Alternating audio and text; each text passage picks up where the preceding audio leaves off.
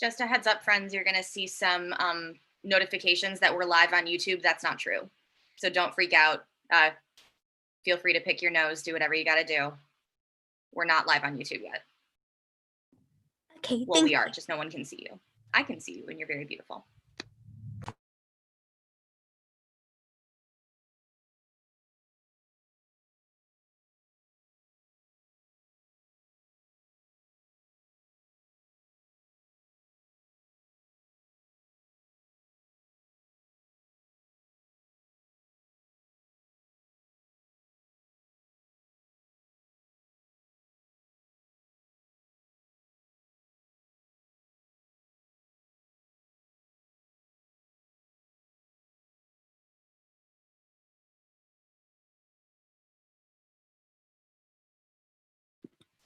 Okay, we are all set up on both YouTube and Facebook. We're set to go on my end.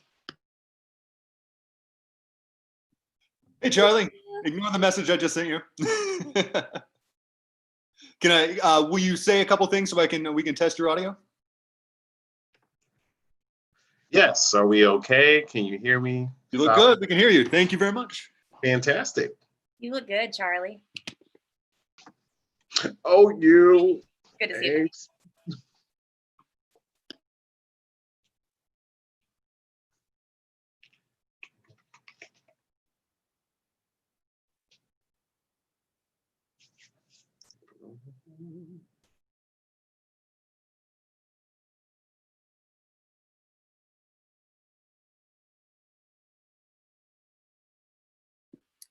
Stan, I'm going to send you a link. Would you mind testing it out for me?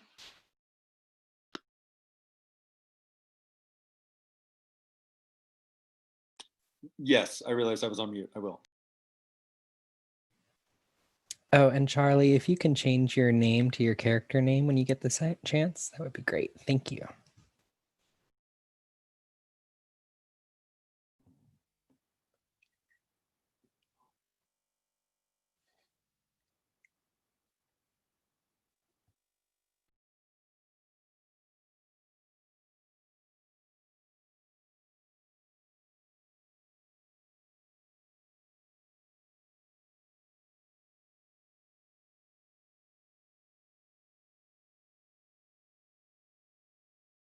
I see us in the past. Yes, you're right. It's so weird because there's a 30-second delay on YouTube and there's a 20-second delay on Facebook. So you'll always just don't watch yourself. It screws with your brain. Don't do it.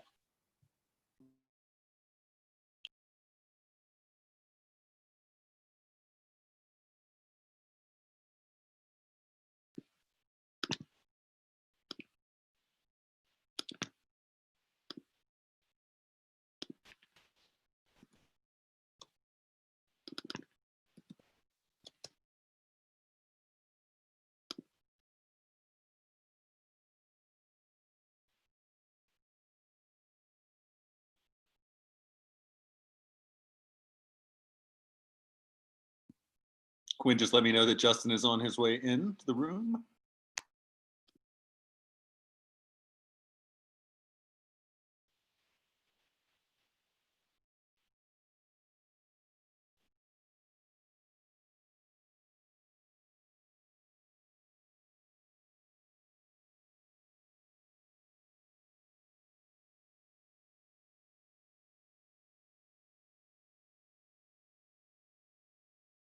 Welcome, Justin.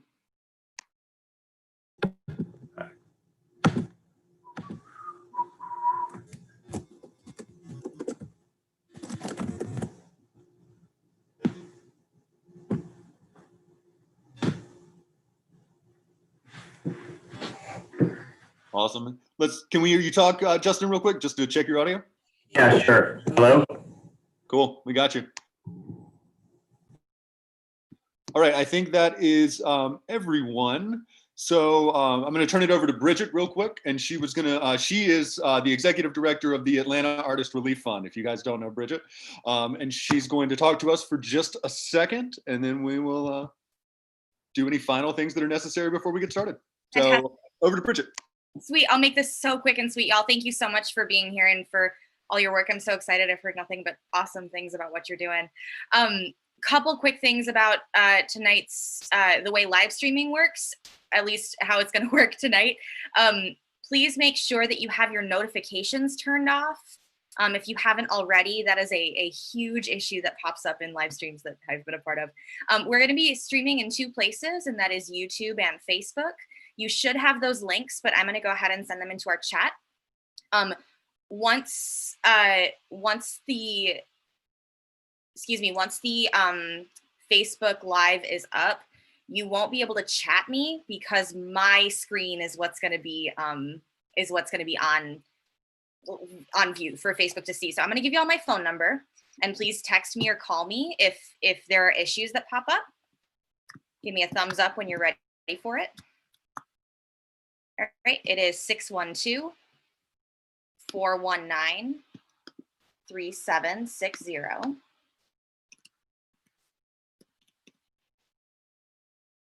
You all can still chat each other. You can chat to general, but I just won't be able to see it. So just text me or call me if there are any issues or you have anything to say. Cool. Any questions for me about the technological side of things and how that's going to go tonight?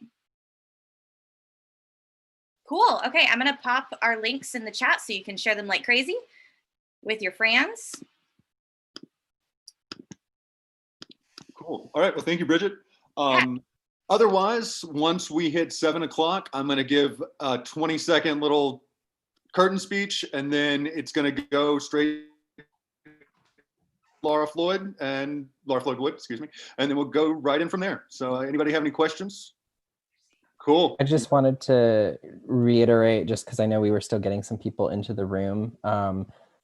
The Frank family will turn their cameras on page 7 when it says Anne, Margot, Edith, and Otto Frank at the top of that page, top of page 8, when that stage direction is read. So that's how we'll enter into it.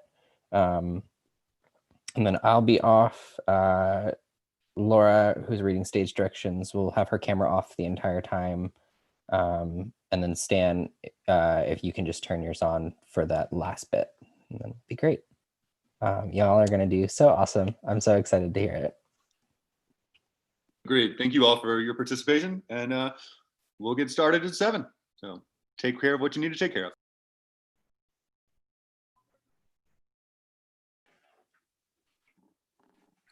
And then Stan or Quinn, do you want me to go live directly at 7 o'clock? I may have missed that. Sorry. Yes, go ahead. Great. Thank you. Thank you.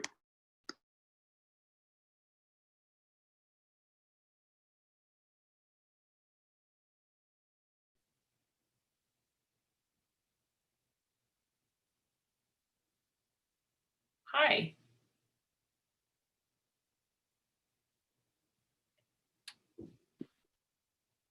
Hello. Hi. Are you on our TalkBack panel? I am. Awesome. I'm Bridget. I'm with Atlanta Artist Relief. Everybody else has taken a quick break before we.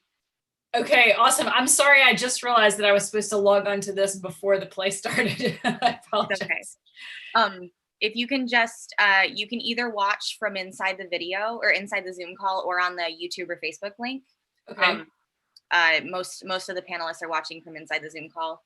Okay. Just make sure that you're muted and your video's off, and nobody will see you until it's time.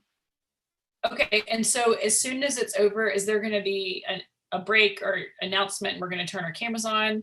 Do I need to watch That's a for great that? question. That's a great question. If Quinn or Stan can hear us. Yep, I'm right here. Hey. Great. Hi, Stan. Nice to see you. Hi, thanks for your emails. Of course. Yeah. You really didn't miss anything. I think Bridget, I could hear from the other room as I was running back. I think Bridget got you caught up, but do you have any questions for me before we get going? I don't. I just wanted to make sure that I was in the right place, and I guess I am. You are. So welcome, and we thank you very much for being here. Okay, great. I'll turn my camera off. All right. Thank you. Bye-bye. I think there was the question about a little break after the Oh. performance, or no? I think we're gonna go straight in. Yeah. Okay, great. Okay, fantastic. And All right. I'll see you there. Thank you.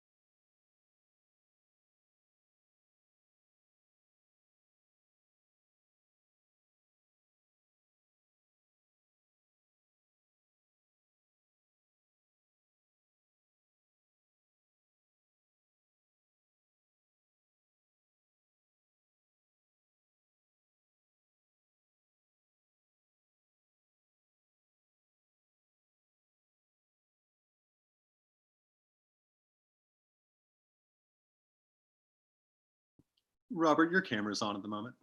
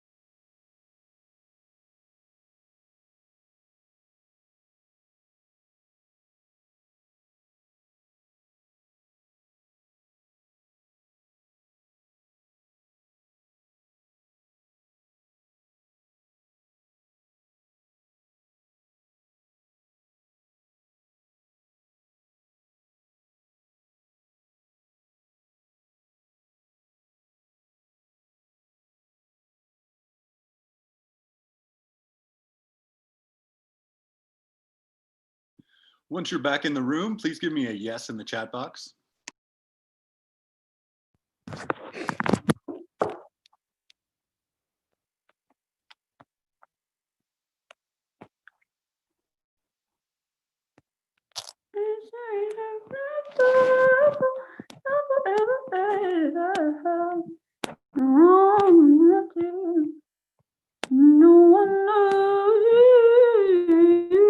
Great voice.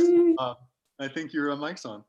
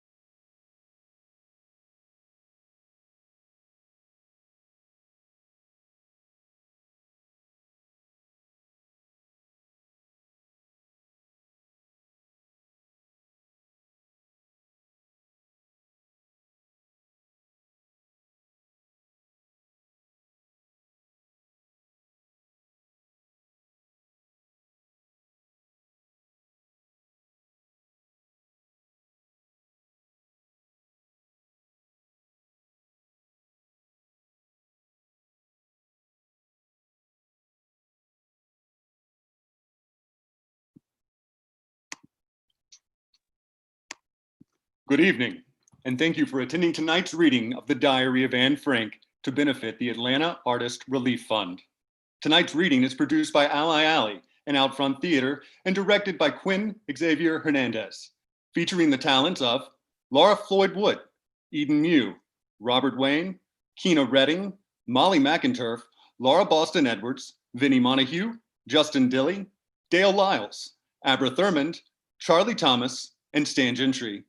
Also, everyone is invited to stay for a talkback discussion immediately following the reading. Again, we would like to thank you for your support and invite you now to enjoy this evening's performance. The Diary of Anne Frank. Darkness. The sound of pouring rain, the sound of seagulls. The Westertoren clock chimes 6. Footsteps approach. Within the darkness, we dimly perceive several people moving up a steep wooden staircase. A shaft of light comes up on a yellow Star of David with the black inscription Jude on Anne's coat. The light opens up slowly to reveal a stylized tableau of the Frank family huddled together, their hair wet, their dark coats soaked with rain. Over the left breast of each, the yellow star. For a moment, the Franks cling to each other, then separate, slowly beginning to take off their drenched clothes. Anne, Margot, Edith, and Otto Frank wear many layers. On every coat, jacket, vest, raincoat, sweater, dress, another yellow star is revealed. Light comes up further to reveal the Franks' hiding place, the annex. Overwhelmed, Edith Frank collapses on a couch. Margot takes off her glasses, lies on a bare mattress on the floor. Anne, excited, runs around exploring as Otto Frank opens a carton of sheets and pillows. The light slowly brightens. Anne and her father, in stylized actions, unpack cartons, arrange furniture, making the annex into a home, as numbed Edith and Margot lie silent, not moving, their eyes wide open. Anne gently lays a blanket over Margot.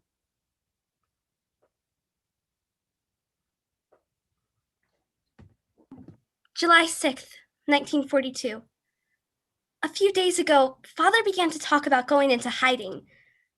He said it would be very hard for us to live cut off from the rest of the world. He sounded so serious, I felt scared. Don't worry, Annika. We'll take care of everything. Just enjoy your carefree life while you can. Carefree? I was born in Frankfurt on June 12th, 1929. Because we're Jewish, my father immigrated to Holland in 1933. He started a business manufacturing products used to make jam. But Hitler invaded Holland on May 10th, 1940, a month before my 11th birthday. 5 days later, the Dutch surrendered, the Germans arrived, and the trouble started for the Jews. Father was forced to give up his business. We couldn't use streetcars, couldn't go to the theater or movies anymore, couldn't be out on the street after 8 p.m., couldn't even sit in our own gardens. We had to turn in our bicycles, no beaches, no swimming pools, no libraries. We couldn't even walk on the sunny side of the streets. My sister Margot and I had to go to a Jewish school. Our identity cards were stamped with a big black J. And we had to wear the yellow star. But somehow life went on. Until yesterday, when a call-up notice came from the SS. Margot was ordered to report for work detail in Germany to the Westerbork transit camp. A call-up, everyone knows what that means. At 5:30 this morning, we closed the door of our apartment behind us, 10 days earlier than my parents had planned. My cat was the only living creature I said goodbye to. The stripped beds, the breakfast things on the table, all created the impression we'd left in a hurry. And our destination? We walked 2.5 miles in the pouring rain, all the way to Father's office building. Our hiding place, the secret annex, is right behind it upstairs. Even though the Germans forced Father out, he still runs the office with Mr. Crawler and Meep, who've agreed to help us while we're in hiding. As Mr. Frank pulls a large tarp off the kitchen table, he sees a rat move across the floor. Mrs. Frank shrieks. Quickly, he motions her to be quiet as Meep comes up the steps. Ah, Meep. Mr. Frank, thank God you arrived safely. Meep! Anne, Margot, Mrs. Frank, you must be exhausted. If only we'd known, we would have had it all ready for you. No, you've done too much already, Meep. Besides, it's good for us to keep busy. As you see, Anne's my little helper. I can see that. She looks down the steps where Peter Van Dan, a shy, awkward boy of 16 wearing a heavy coat with a conspicuous yellow star, waits nervously. He is carrying a cat in a basket. Peter? Come in. Peter, the first to arrive. Welcome, Peter. Peter Van Dam, children. Welcome to the annex. Peter, Margot, and you already know Mrs. Frank. Mrs. Frank. Forgive me, Peter. I'm not quite myself, but I'm so glad you'll be with us. I am too. A cat! He has a cat! A black one.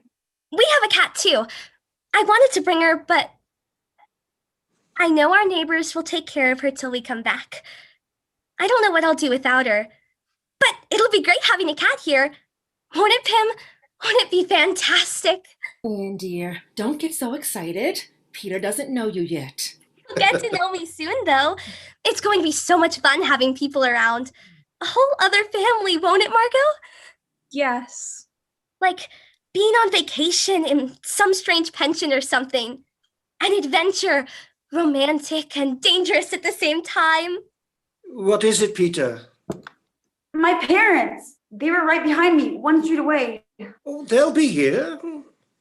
You don't think they were... Oh, don't worry, Peter. You're just like me. Mother's always jumping at every little thing. What's its name? Mushy. Mushy. Mushy. I love cats. Where'd you go to school?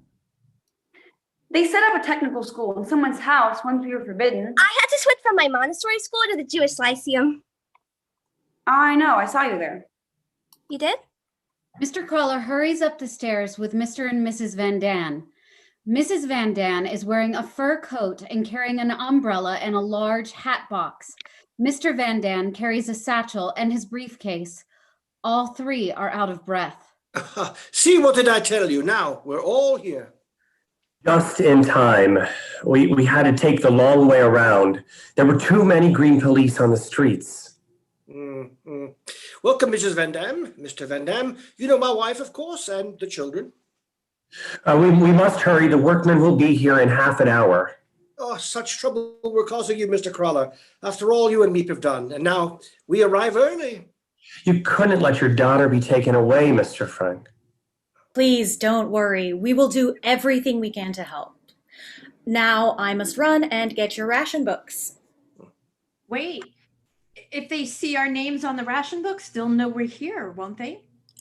Trust me, your names won't be on them. I'll be up later. If you make a list every day, I'll try to get what you want, and every Saturday I can bring 5 library books. Oh, thank you, Meep. 5! I know what my 5 are going to be. And remember, there are 7 of us. I know, Mother. It's illegal then? The ration books? We've never done anything illegal. I don't think we'll be living exactly according to regulations here. The carillon is heard the playing the hour before 8. Listen, the Westertoren! How will I ever get used to that clock? Oh, I love it. Now, Meep or I will be here every day to see you. I've hidden a buzzer to signal you when we come up. And tomorrow I'll have that bookcase placed in front of your door. Oh, and one last thing, the radio. A radio! Fantastic. A radio, thank God. How did you get it? We had to turn ours in months ago. Thank you, Mr. Crawler, for everything. Oh, you'll tell them about the noise. Oh, I'll tell them. How can we ever thank you, really? I How can we never ever? thought I'd live to see the day a man like Mr. Frank would have to go into hiding. What a journey. It's a wonder we weren't arrested. Petronello walking down the street in a fur coat, carrying a hat box in the middle of summer. What do you need another hat for? It's not another hat. It's. She opens the hat box and pulls out a large chamber pot. Oh. I just don't feel at home without my chamber pot. Now, everyone, a few things quickly. We have to get organized before 8. And come, sit, listen. First, about the noise. While the workmen are in the building from 8 till 6, we must keep completely quiet. So no shoes, please. And move only when absolutely necessary.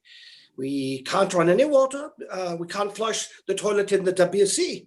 The pipes go down to the warehouse and every sound can be heard. Only one toilet for all of us? And no trash can ever be thrown out, not even a potato peel. We'll burn everything in the stove at night. We can't go outside. We can't even look out the window. No coughing, if possible, no fevers. Remember, we can never call a doctor. This is the way we must live until it is over. But after 6, we can talk, laugh, play games, move around, just as we would at home. Now this will be our common room, the place we meet to have supper, like one family. Family. I love that. And now, I think we'd better get settled in. As Mr. Van Dam and I discussed, this floor will be the Van Dam home, the lower floor, the Frank home. I know your space is tiny, Peter, but you'll be near your parents. Actually, I'm glad you brought your cat. Meeps warns us there could be rats. Rats? Oh my God. Oh, I'm sure Mushi can take care of a few rats. Now, can I help you with your things? No, thank you. Come, Petronella, we'll go up to the attic and bring our dishes down. All our boxes are up there. Never can we thank you, Mr. Frank. I don't know what would have happened to us if it weren't for you. You don't know how your husband helped me when I first came to Amsterdam, knowing no one, unable to speak the language. I can never repay him for that. Besides, he's been an excellent business partner. Well, that's true. God, it's hot. If you take that precious coat off for 1 minute, you'd feel a lot cooler. You rest, Edith. You haven't closed your eyes since yesterday, nor you, Margot. I slept, Father. Isn't that funny? Even though I knew it was the last night in my own bed. You can sleep through anything. Now, take your shoes off before you forget. You too, Peter. Shoes. You're sure you're not too tired, Anneke? Mother, please.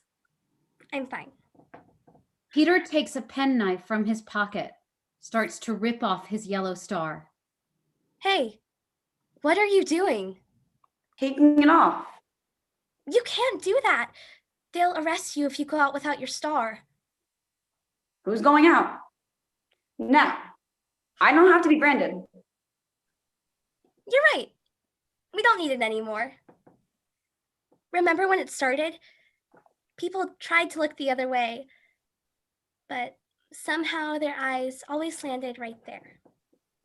Ugh, Mother sewed this on so tight. The day they made us wear the star was the worst day of my life. Lifting the lid of the stove, he throws in the star. Anne pulls at her star. With both hands, she finally breaks the thread. She stands still, the star in her hand, then drops it in the stove, closes the lid. On her sweater, the outline of the star remains. Look! It left a mark. Do you know Hanley Gosler? No. Dopey DeWall? Never heard of her. Oh, but you heard of me. Well, my father is your father's business partner.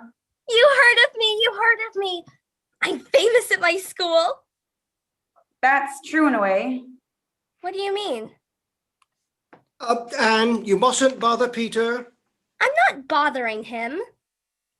Mushy! Mushy!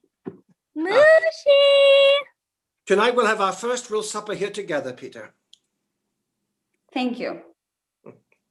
He's awfully shy. Oh, you'll like him, I know. I better. He's the only boy I'm going to see for... Mr. Frank pulls a decorated folder out of a carton. Anne hugs him, grabs the folder. Him, my movie stars! You remembered. I'm going to put them right... Wait, where's my diary? Rummaging through the carton, she pulls out a hardcover diary, bound in red and white checkered cloth. Uh-oh. I forgot to pack my pencils. No! Weren't you listening to me? You can't go down those stairs. But it was only for a... Never, Anne. This is what going into hiding means. This is what I was talking about. One mistake can cost all our lives. I know, Father. But remember, every day Meep and Mr. Crawler will bring us food, books, their precious company. They're friends, Anne. That's rare these days. If the Nazis ever found out they were hiding us, they'd be deported too. He kisses Anne on the forehead, takes a fountain pen from his breast pocket, holds it out to her. Your fountain pen! Your fountain pen. Oh, Pim, what a darling you are. All those bags of beans and potatoes, is that what we're going to be eating every night? Not much of a variety, is there? Oh, don't listen to her. What she can do with beans and potatoes, my wife's a great cook. Lucky for us, huh? Even with beans, you'll see. Oh, am I going to miss those gourmet meals? Booty, stop exaggerating. The women seem content, don't they? You never can tell with women, but I think we'll be all right.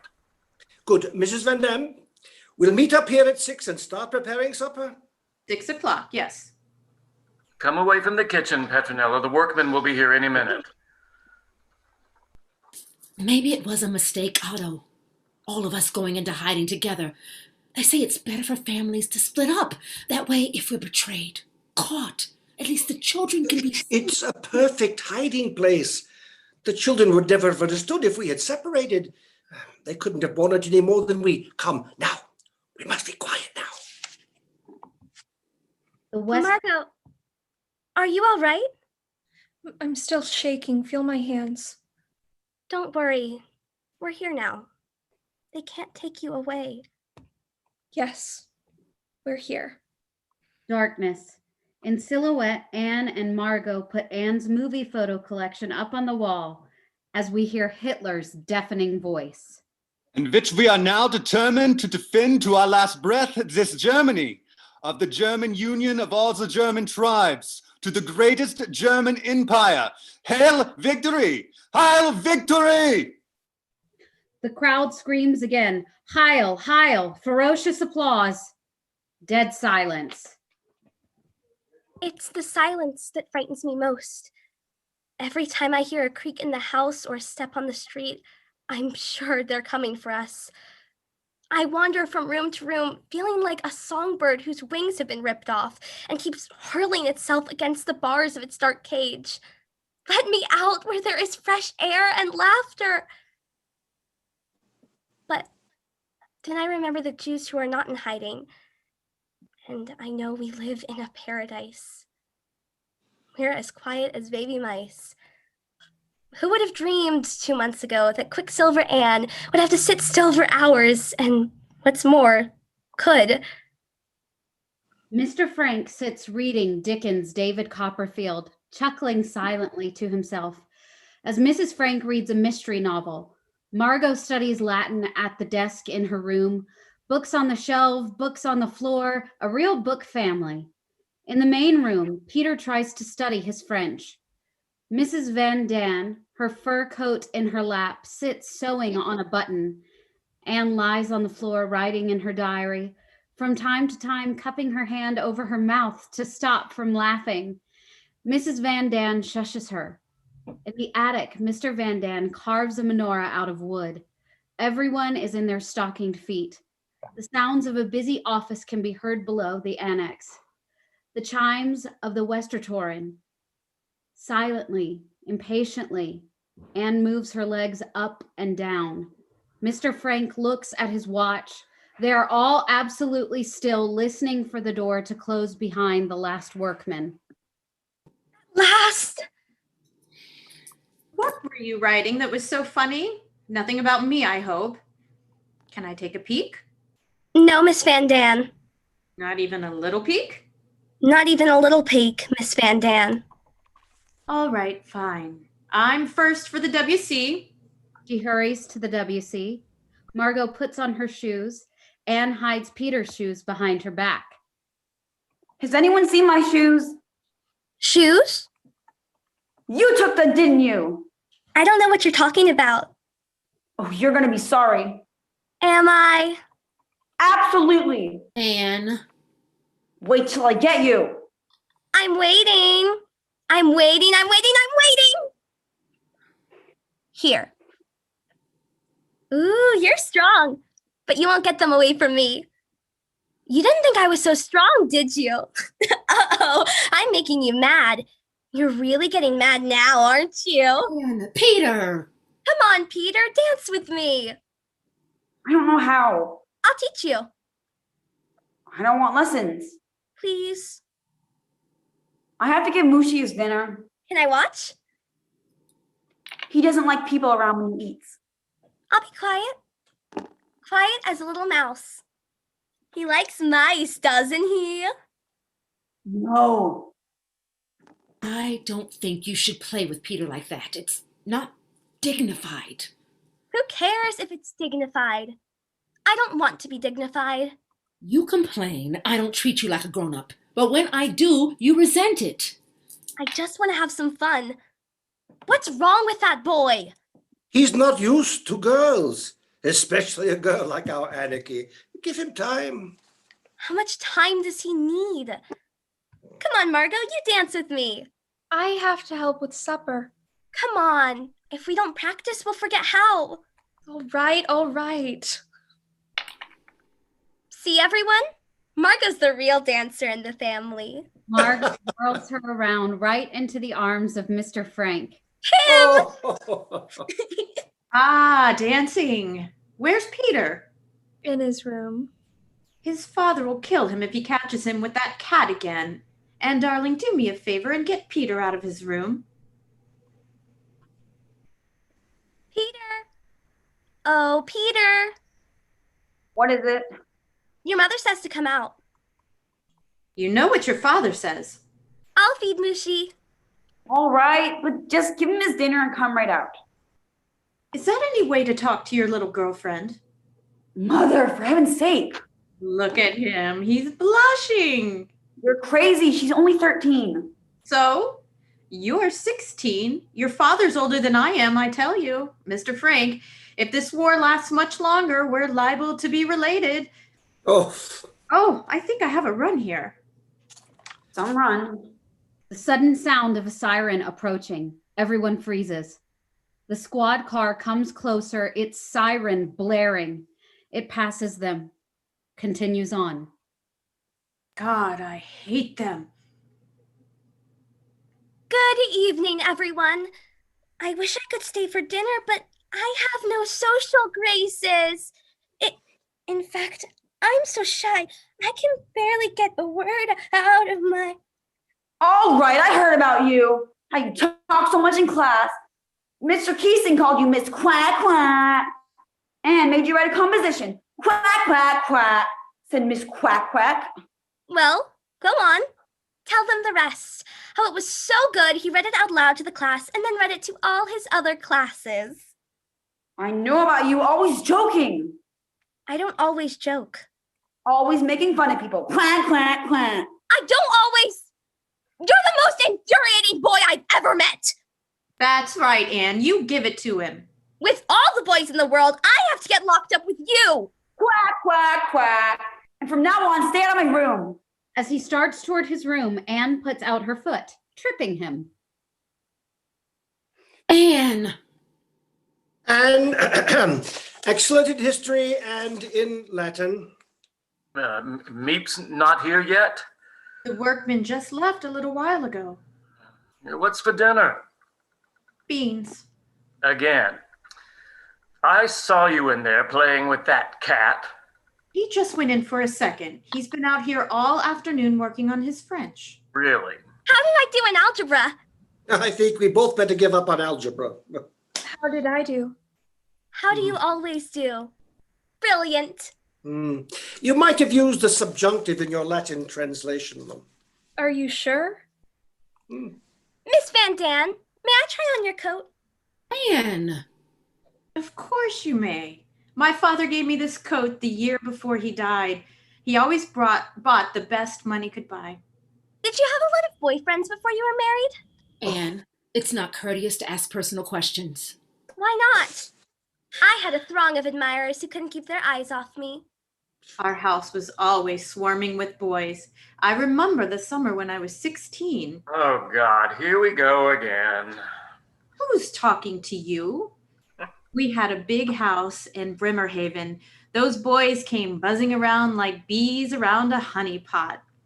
My father was very worried about me with all those boys buzzing around. He told me, if any of them gets fresh, you tell them, remember, Mr. So-and-so. Remember, I'm a lady. Remember, Mr. So-and-so. Remember, I'm a lady. Very good. All right, that's enough. What have you got to write about that's so important all the time? How much does a 13-year-old have to say? Just because someone's young doesn't mean they don't have anything to say, Mr. Van Dan. Please, can't I have any privacy? Petronella, can you tell me what could possibly be so private? Oh, you know how it is at that age, Pootie. Everything's private, even brushing your teeth. I just hope she doesn't write anything about me in that private diary of hers. Don't be ridiculous. Really, Pootie, you can be so childish sometimes. Haven't you finished your French yet? You ought to be ashamed. I know. I'm a hopeless case. You are not hopeless. He is not hopeless. He just doesn't have anyone to help him like the girls do. Maybe you could help him, Mr. Frank. I'm sure his father... Not me. He won't listen to his father. What do you say, Peter? Oh, Mr. Frank, you are an angel. I don't know why I didn't meet you before I met that one over there. Come, Peter. Show me which chapter you're on. You listen to Mr. Frank, Peter. Mr. Frank is a highly educated man. Mr. Van Dan nearly trips over Anne. Aren't things hard enough without you sprawling all over the place? You know, if you didn't smoke so much, you wouldn't be so ill-tempered. Am I smoking? Do you see me smoking? Don't tell me you used up all those cigarettes. One package. Meep only brought me one package. Well, it's a filthy habit. It's a good time to break it. Oh, stop it. You're smoking up all our money. You know that, don't you? Will you shut up? What are you staring at? I never heard grown-ups quarrel like that before. I thought only children quarreled and it wore off when you grew up. This is not a quarrel. It's a discussion. And I never heard children so rude before. Rude? I don't know how you can say that, but... Here, would you bring me my crocheting, please? I must remember to ask Meep to get some more wool. I have a library book to return, and I need some hairpins and soap. Please, Meep, get me some starch, some tea, some biscuits, a movie star magazine. Tell us all the latest news, Meep. It's a wonder Meep has a life of her own. Did you know she's engaged to someone named Jan? She's crazy about him, but she's terrified the Nazis will send him to Germany to work in a war plant. That's what they're doing with all the young Dutchmen these days. They pick them up off the streets and then... Suppose you try keeping still for just 5 minutes. Anne, come have your milk. Talk, talk, talk. Chatter, chatter, chatter. It's a wonder we haven't been discovered and shot. Why do you have to show off all the time? Why can't you be quiet like your sister, Margot? Be a good girl. Not me. I'm going to be remarkable. I'm going to Paris. Really? I'm going to be a famous writer or singer or dancer one day. Whirling, glass in hand, she spills the milk over Mrs. Van Dan's fur coat. Oh my God, my coat! My beautiful fur coat! I'm sorry. Do you know what my father paid for this coat? Look at it. I'm very, very sorry. I could kill you for this. Petronella. Anne, you can't behave like that. It was an accident. Anyone can have an accident. I'm not just talking about the coat. I know we're all living under great stress, but you don't hear Margot getting into arguments with the Van Dans, do you? Margot's perfect. She never gets into an argument with anyone. I'm not perfect. Courteous. She keeps her distance, and they respect her for it. Try to be more like Margot. And have them walk over me too? No thanks. Don't walk over me. Oh, yes, they do. All over you. I'm not afraid they're going to walk over you, Anne. I'm afraid you're going to walk all over them. And I don't know what happens to you. If I ever talk to my mother the way you talk to me, she would Yes, mother. No, mother. Anything you say, mother. People aren't like that anymore. I can't do everything for you. Margot doesn't do everything for me. Margot, that's all I ever hear. Oh, Anne, don't be so dramatic. Everything she does is right, and everything I do is wrong. If I talk, I'm a show-off. If I answer, I'm rude. I'm selfish if I eat too much. I'm stupid. I'm cowardly. I'm a complete disappointment. I'll never live up to your expectations. I'll never be Margot. I don't know how we're going to go on living like this. You know, Anne, Mama, in a few minutes she'll be back to laughing and joking again. No room, no privacy for any of us. Oh, those people, the way they behave. And your father chooses to shut his eyes to these things. Mama? I can't even remember how life used to be. The shrill sound of a buzzer at the door. Meep. It's Meep. Meep, our darling Meep. At last. Does everyone have their list? All 7 of them line up, lists in hand, as Meep appears, her arms full of groceries. Meep never fails us, does she, darling? Now you'll get your library book. Oh, that air. What's it like, Meep? Outside. How are you, Mr. Crawler? Where did you go today? Who did you see? Did anyone interesting come into the office? When Meep appears, the sun begins to shine. We missed you yesterday, Mr. Crawler. Oh, tell us, Meep. We want to know everything. Won't you stay for supper? Thank you, but there's something we need to talk over with you, something that has to be decided immediately. What? What is it, Mr. Crawler? Every time we come, we try to bring a bit of good news. Up here, you can't realize how bad things have become outside. I have a dentist, Alfred Dussel.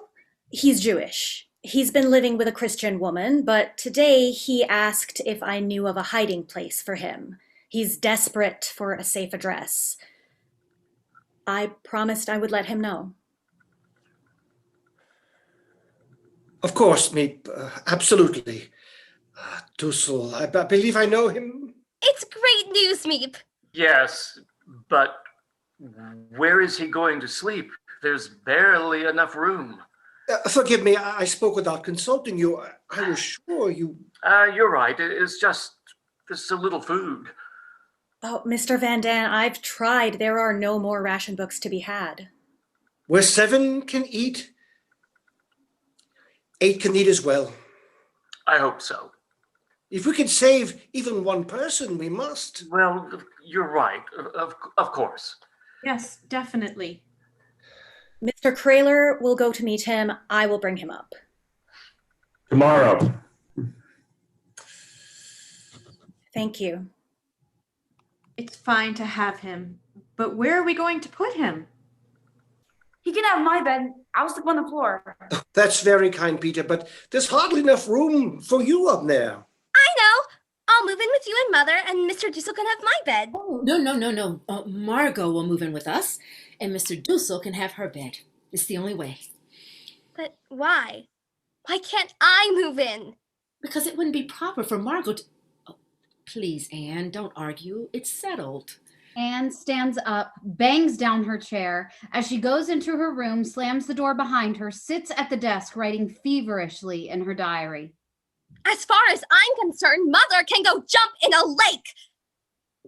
I don't know why you've taken such a terrible dislike to her, But I can imagine her dying someday, while Daddy's death seems inconceivable to me. It's very mean of me, I know, but that's how I feel. I hope Mother will never read this, or anything else I've written. She's not a mother to me. I have to mother myself. If only Nana were here. She always stuck up for me. Who can I turn to for comfort now? Only my diary. Sometimes I think God is trying to test me. I'll have to become a good person on my own without anyone to advise me. But it'll make me stronger in the end. 3.5 months at the Annex, and we're eagerly awaiting our latest edition. What will he be like? Meep says he's quiet, refined, and by all accounts, an excellent dentist.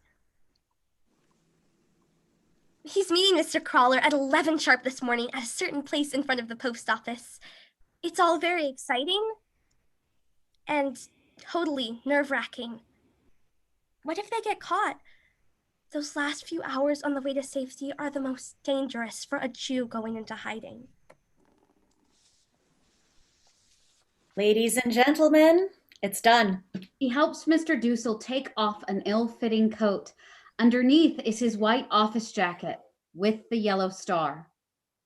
Everything went smoothly. Mr. Dussel was at the appointed place at the appointed time. He had to wear Jan's coat over his office jacket, so no one would see the yellow star when he came into our building. He was amazed to be brought to the center of Amsterdam, rather than into the country where so many hiding places are. Of course, he had no idea we were right upstairs waiting for him. I'm dreaming. Mr. Frank? Mr. Otto Frank, I heard you were in Switzerland. A patient of mine told me you were in Zurich or Belgium or someplace. That's what everyone thinks. The Nazis included, we hope. We tricked them! We're so glad you've come, Mr. Dussel. All of us are. Oh, can I thank you? Not us. Meep and Mr. Crawler. Without them, we couldn't live. Aren't you scared, Meep? Sometimes. We're not heroes. Meep, you're too modest. We just don't like the Nazis. Anything about them. Come, Mr. Dussel, please sit down. You must be worn out. Let's all have a little toast to Mr. Dussel. Cognac. We were saving it in case of illness, but... What better way to use it? To Mr. Dussel, we're honored to have you with us. Prost. Prost. Prost. Delicious. Too bad there's so little of it. I believe we know someone in common, Mr. Dussel. Huh? Dr. Kitzler. We were friends back in the old days in Frankfurt. What is it? Dr. Kinsler was taken last month. Beethovenstraat. They took the whole block. But it's happening outside. Tell us, Mr. Dussel. All over Amsterdam, Jews are disappearing. Some are torn out of bed in the middle of the night. My God, the screams. The children come home from school and find their parents gone. Women come back from shopping to find their families vanished. It's impossible to escape unless you go into hiding. Thousands are being deported. Bloomberg's Professor Hallstein. Oh, God, no. You have 5 minutes to get ready. Bring only what you can carry in a rucksack. Head into the Jewish theater for days, sometimes weeks, and then Westerbork, the transit camp. From there, like clockwork, every Tuesday a train leaves for the east. Mr. Dussel, do you know the Goslers? Their daughter Hanley and I have been friends since we were 4. They didn't come for them, did they? Not Hanley! It can't be! There is a family by the name of... No! I'm sure Mr. Dussel needs to get settled before supper, Edith. I'm sorry we can't offer you your own room. I trust you won't mind sharing one with my daughter. Forgive me for upsetting you. No. You had to tell us. We had to. And why don't you show Mr. Dussel your room? Meep, thank you for everything. All he said. So terrible, so different from what Mr. Crawler's been telling us. I like it better the way Crawler tells it. Well, here we are. It isn't very big, is it? I've never shared a room with a man before. I hope I'll be a suitable companion. I know you'll miss the woman you live with terribly. Charlotte and I have never been apart. It all happened so quickly. I couldn't tell her where I was going. I didn't know myself. You weren't supposed to. None of our friends knew. It would have been too dangerous. Not just for us. For them. And for Charlotte. You are a very bright young lady. I hope you'll bear with me. I hope you'll bear with me. I seem to irritate everyone around here. What's she like? Your Charlotte. Charming. Beautiful. You would like her. She's not Jewish, you know. Oh, I know. Meep told us. That's my bed, and that's Margot's, where you'll be sleeping. I know it's small and dark in here, but if you peek through the blackout curtains, you'll see the most beautiful chestnut tree in the world. I can't wait till it's in blossom, though I hope the war will be over by then and we'll all be at home. I was wondering about the room. Margot always had it in the afternoon, and I had it in the mornings. Would that be all right with you? Actually, I'm not my best in the morning. Then you take the mornings, and I'll take the afternoons. Did you bring your dental equipment? Oh, I can't wait to see it. I love those little mirrors. Will you be filling all our cavities? It's very hard being a dentist, you know. Children don't understand that. What do you mean? No one likes going to the dentist. Everyone makes fun of dentists. Believe me, it's no fun for us. Everyone hates us. That's awful. Tell me something. When you're in here, where do I go? In there with all those people. And Mushi. Who's Mushi? Peter's cat. Cat. No one mentioned a cat to me. He has it here. Oh, you'll love Mushi. He's the sweetest cat in the world. I hate cats. They're terrifying. They give me asthma. Don't worry. Peter keeps him in his room all the time. Let us hope so. By the way, Mr. Curler spoke of a schedule. It's mainly about when we have to be quiet and when we can use the WC. You can use it right now if you like. No, thank you. You don't know how important the WC can be when you're in hiding, especially when you're scared. I understand. If you don't mind, I think I'll lie down before supper. It helps with the digestion. You rest, Mr. Dussel. I'll try and make you feel at home. She touches him lightly. He jumps, taken off guard, and then he takes her hand. Darkness. Good evening. This is Colin Reese Parker with the BBC Radio Europe, November 12th.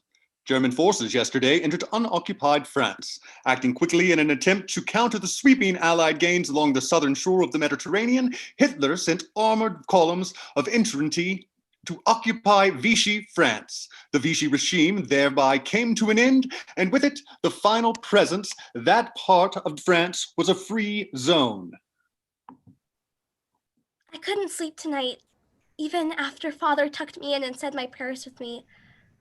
I feel wicked sleeping in a warm bed when my friends are at the mercy of the cruelest monsters ever to walk the earth.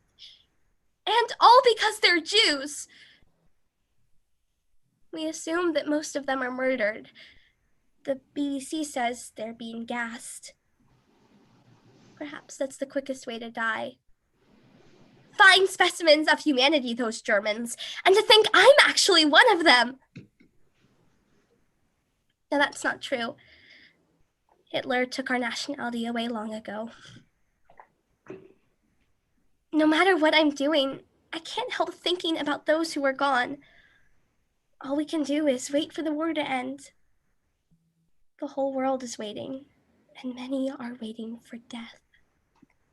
The two zones, which the Germans have kept apart for so long and so cunningly, now become one, evenly covered by German military powder.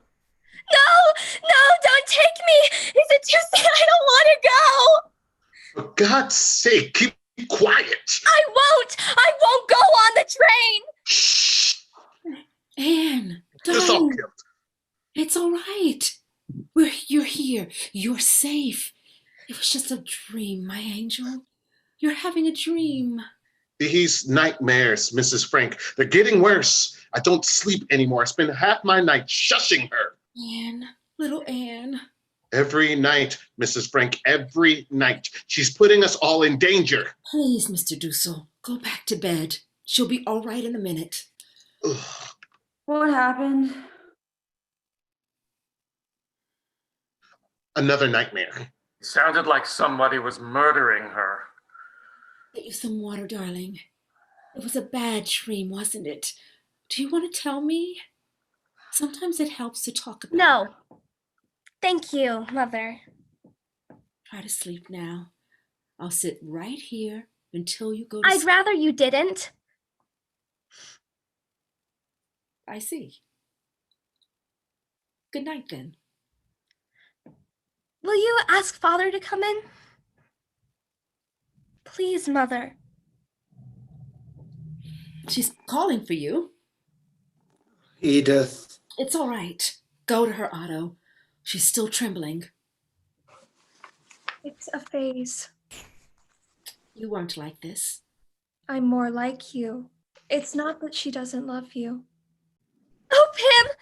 I dreamt they broke through the bookcase, took us all away. The train whistle, Pim. The train going to the east. Did I yell terribly loud? Do you think anyone heard outside? I know what you're thinking. But I can't help the way I feel. I just don't love her. Anne. We just don't get along. I hate being cooped up with her. I don't get along with anyone here.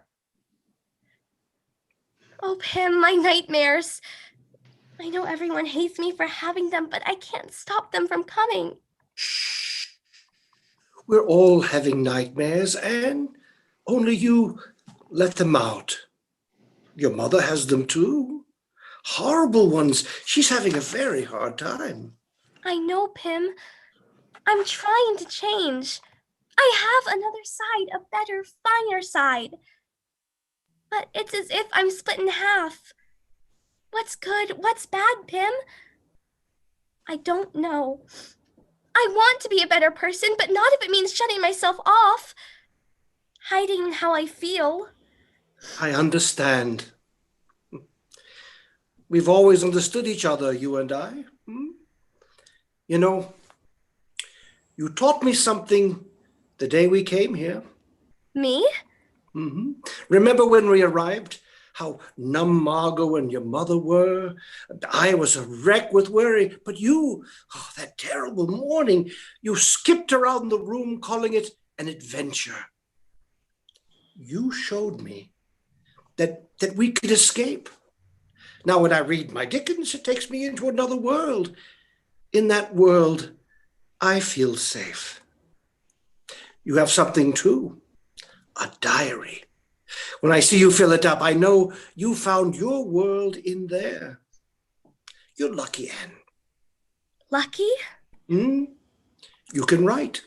You can put all your thoughts down on paper. The fierce sound of planes overhead, the sound of an air raid siren, bombs falling, a burst of machine gun fire. Darkness. Anne clings to her father. The Van Dams rush toward Peter. Mrs. Frank and Margot hold each other. The house is shaking! It's all right, Anne. The more planes, the sooner the war will end. The sound of the air raid siren blends into voices praying quietly in Hebrew. Give us peace, kindness, and blessing, life of favor, charity, and mercy for all of Israel, your nation. Tonight after the radio broadcast, Pim asked what was the first thing we wanted to do when we were liberated. For me, I'd be so thrilled I wouldn't know where to begin. I long to be back in school with my friends, ride a bike, swim, whistle, laugh so hard it hurts. I wonder if anyone will ever not think about whether I'm Jewish and just see me as a teenager badly in need of some good plain fun. Margot said, I want to go dancing.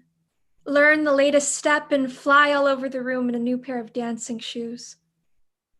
The movies. I'd love to go to a movie. Maybe a Western. If they ever decide to let us in again. I'm longing for a real cup of coffee with cream and sugar. No, a whole pot full. A bath, a hot bath in a bathtub, lying there luxuriating for hours. And then Pootie comes in and soaps my back. And Pootie said, Cream cakes. First thing out of here, I'm going to Burkhoff's for cream cakes. Charlotte, just to look at her, listen to her for hours. You know what I want? To pack a picnic lunch and take my whole family to the seashore for the whole day. The first night of Hanukkah, December 1942. Standing around the kitchen table, they admire the wooden menorah Mr. Van Daan has made. What a beautiful menorah, Mr. Van Daan. Baruch atah Adonai Eloheinu melech haolam, asher kiddushanu b'mitzvaso v'tzivanu l'chalek ner shel Hanukkah. Amen. That was very moving. It's not over yet. There's still a song. Presents! Not this year. And no potato pancakes either. Oh, don't remind me. I make the best latkes you ever tasted. Please, I can't bear it. Invite us all next year. What's in there, darling? Presents! Margot, read yours out loud. You never lose your temper. You never will, I fear. You're just so good, but if you should, put all your crosswords here. A new crossword puzzle book. It's not new, it's yours. I rubbed it all out, but if you wait a while and forget, you can do it all over again. Oh, Anne, it's wonderful. For Miss Van Daan. Oh, how beautiful. What's in it? Shampoo. I took all the tiny pieces of soap and mixed them with the last of my toilet water. How sweet. Thank you, Anne. This was all Anne's idea. For Mr. Van Daan. This is really something. Something you want more than anything in the entire world. Oh my goodness, I can't wait. What can it be? A cigarette. Pim found some old pipe tobacco in the pocket lining of his coat, and we made it. Well, Pim did, but it's real tobacco, I promise. Well, we'll see.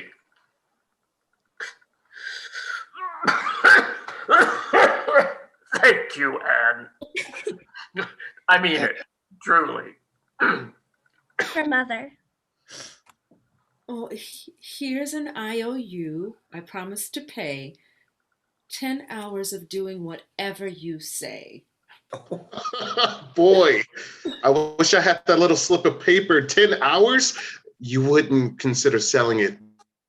Mrs. Frank. Oh, never. It's the best present I've ever had. Or Pim. Anne, I'm not supposed to get anything. He undoes the wrapping. A crudely knit scarf, narrow in the center, huge on the end, falls out. Oh. I made it out of bits of wool I found. No one helped me. Not even Mother. Not even Margot. I knitted it in the dark before I got into bed. After writing in that diary of hers, keeping me up half the night. Just kidding. I'm afraid it looks better in the dark. It looks perfect to me. Thank you, Anneke. I shall treasure it. Anne hands Peter a small ball of yarn with ribbons attached. For Mushi. Oh, Anne, the ribbons from your ballet shoes. They don't fit anymore anyway. On behalf of Mushi, thank you. It's very sweet of you. And from Miss Quack Quack. Go ahead, open it. You're sure nothing's gonna jump out and bite me? What is it? A razor. Meep got it for me. It's secondhand, but you really do need one now. What for? Look at his upper lip. There's a little something growing there. There is. Well, put a little milk on it and let the cat lick it off. Think you're funny, do you? Well, I like it. Thanks. And last but never least, my roommate, Mr. Diesel. You got something for me, Anne. Capsules. 2 capsules. Not poison, I hope. Earplugs, so you won't hear me thrashing around at night. I made them out of cotton and candle wax. Go ahead, try them. See if they work. Ready? What? Are you ready? Oh my goodness, it got inside my head. Ah. Help. I was joking. Thank you, Anne. I love my presents, Anne. I don't know how she did it. Wasn't it darling of her? A real Hanukkah after all. One last thing. What? One present, just one. Show us. For your mother. For tonight. Oh, my music box. Oh, Otto, how did you get it out? I saved it for you. I was hoping we wouldn't be here till Hanukkah, but I brought it just in case. This goes all the way back to my great-grandmother. Your father's an angel for saving it. Why didn't you save anything of mine? I saved you, didn't I? Listen.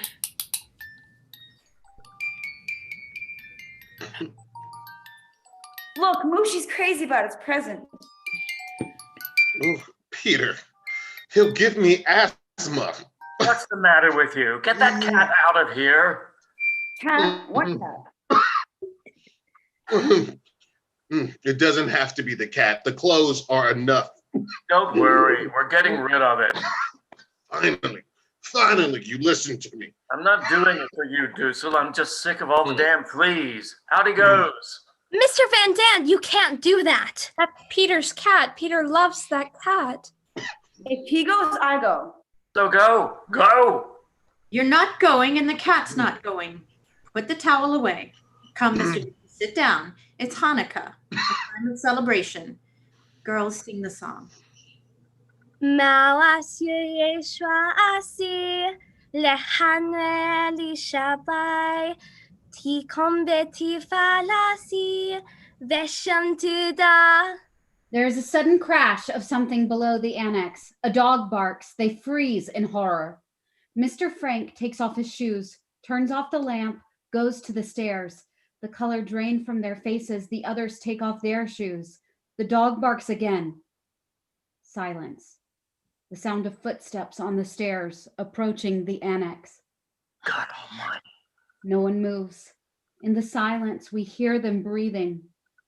There is a rattling at the bookcase. Again, all breathing stops. Mr. Frank signals Peter to turn off the hanging lamp. Peter turns it off.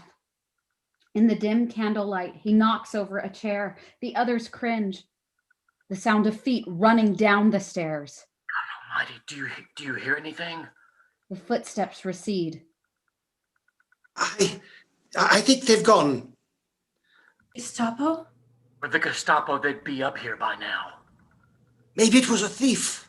We've got to do something. There's nothing to do. I'm going down.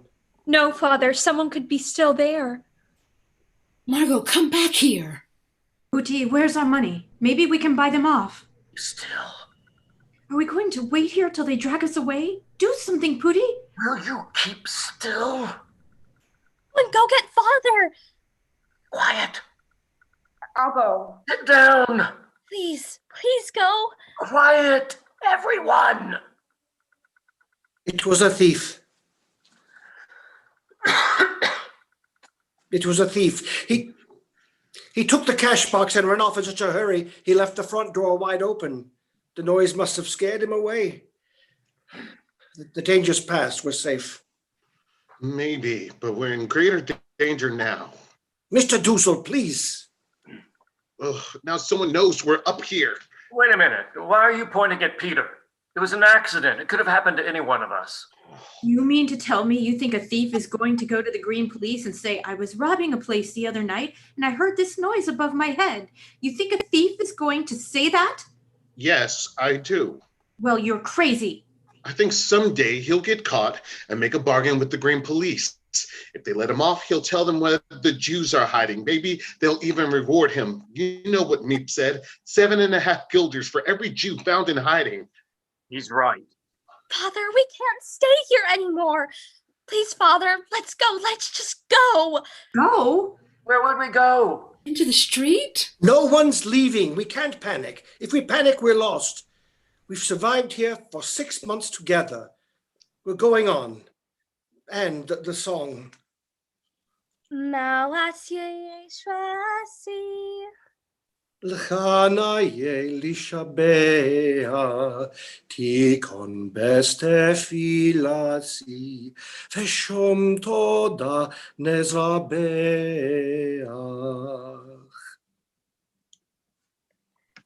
Sometimes I see myself alone in a dungeon, without father and mother, or I'm roaming the streets, or the annex is on fire, or they come in the middle of the night to take us away, and I know it could all happen soon. I see the 8 of us in the annex as if we're a patch of blue sky surrounded by menacing black clouds. The perfectly round spot on which we stand is still safe, but the clouds are moving in on us, and the ring between us and the approaching danger is being pulled tighter and tighter. We're surrounded by darkness and danger, and in our desperate search for a way out, we keep bumping into each other. We look at the fighting down below and the peace and beauty above, but we're cut off by the dark mass of clouds and could go neither up nor down. It looms before us, an impenetrable wall trying to crush us, but not yet able to. I can only cry out and implore, oh, ring, open wide and let us out! Mr. Frank holds Anne close. There is a sob from Margot. Anne rushes to her. The two families cling to each other. Saturday, January 1st, 1944. Another new year has begun, and we're in the middle of the great terror known as winter. We've been here 1 year, 5 months, and 25 days. We're all thinner, paler, and a lot hungrier. We've been plagued by medical problems. Everyone's always suffering from something. And although we can't call a doctor, our favorite dentist is never too far away. I'm almost done, Mrs. Van Dam. If you just hold on a little longer. How can I? You're killing me. If you'd stop complaining, perhaps I could finish sooner. All right, I'll try. Mrs. Van Dam, please, you've got my instrument stuck in your tooth. Is that my fault? Pull it out. Stop moving. You're making it go even further. There, look. I got it. Ugh. I'm lucky. I've been healthy. In fact, I've been growing. So much I can't fit into my shoes anymore, not to speak of anything else. And there's another change, something happening inside me. Each time I get my period, and it's only been 3 times, I have the feeling that even with all the discomfort, I have a sweet secret. And despite the pain, I long for the time I'll feel that secret within me again. Sometimes when I lie in bed at night, I feel a terrible urge to touch my breasts and listen to the steady beating of my heart. Once, when I was spending the night at Jopie's, I could no longer restrain my curiosity about her body, which she always kept hidden from me. I asked her whether, as proof of our friendship, we could touch each other's breasts. She refused. I also had a terrible desire to kiss her, which I did. Every time I see a female nude, such as the Venus in my art history book, I go into ecstasy. Sometimes I find them so exquisite, I have to struggle to hold back my tears. And there's something else. Peter. Whenever he looks at me with those eyes, I get this feeling. The sound of a buzzer at the door.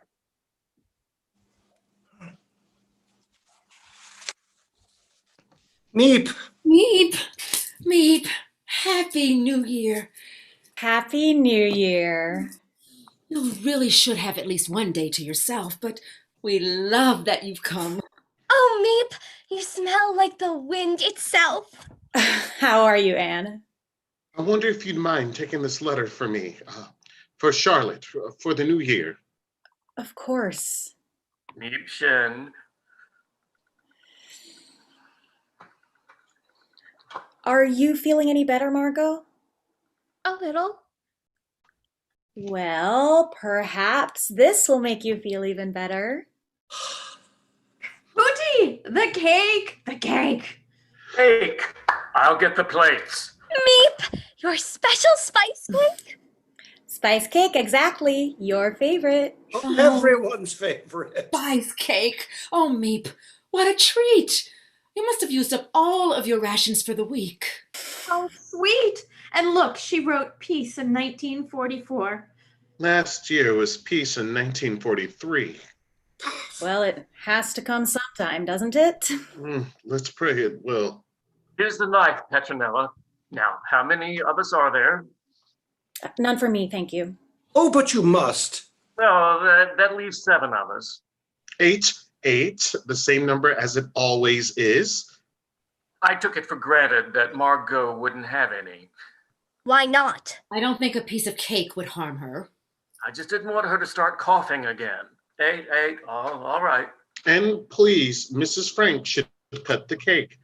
Mrs. Frank divides things better. What are you saying? Don't I always give everyone exactly the same? Yes, everyone always gets exactly the same, except Mr. Van Daan always gets a little more. Now, wait just a minute. Please. Meep, you see how little piece of spice cake goes to our heads. Here, Mrs. Frank, you cut. It looks delicious, Meep. Oh, that smell, Meep. You're sure you won't have a piece? No, thank you. I have to leave in a minute. Oh, Meepchen. Jan is lucky to have a woman who can bake like this. Jan! Jan's taking me to a party tonight. A party! Meep, you must remember everything so you can tell us about it tomorrow. Tell us everyone you dance with. With Jan, only with Jan. Oh, I seem to have forgotten something for someone. For me? What? What is it? Come on, I can't stand the suspense. Anne takes a pair of red leather high-heeled shoes from the package. She slips off her own shoes, puts on the red ones, Mrs. Frank helping out. Oh, Meep, where did you find them? Can't even get a slipper on the black market these days. Look, they match. Incredible. Anne totters, almost falls.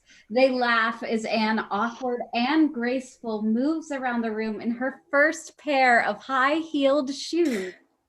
All grown up, ready for Hollywood. Enjoy them, Anne. And don't worry, I'll give you all a full report tomorrow. Meep, there's something I'd like you to do for me. What, Pootie? You know what I'm talking about. What is it?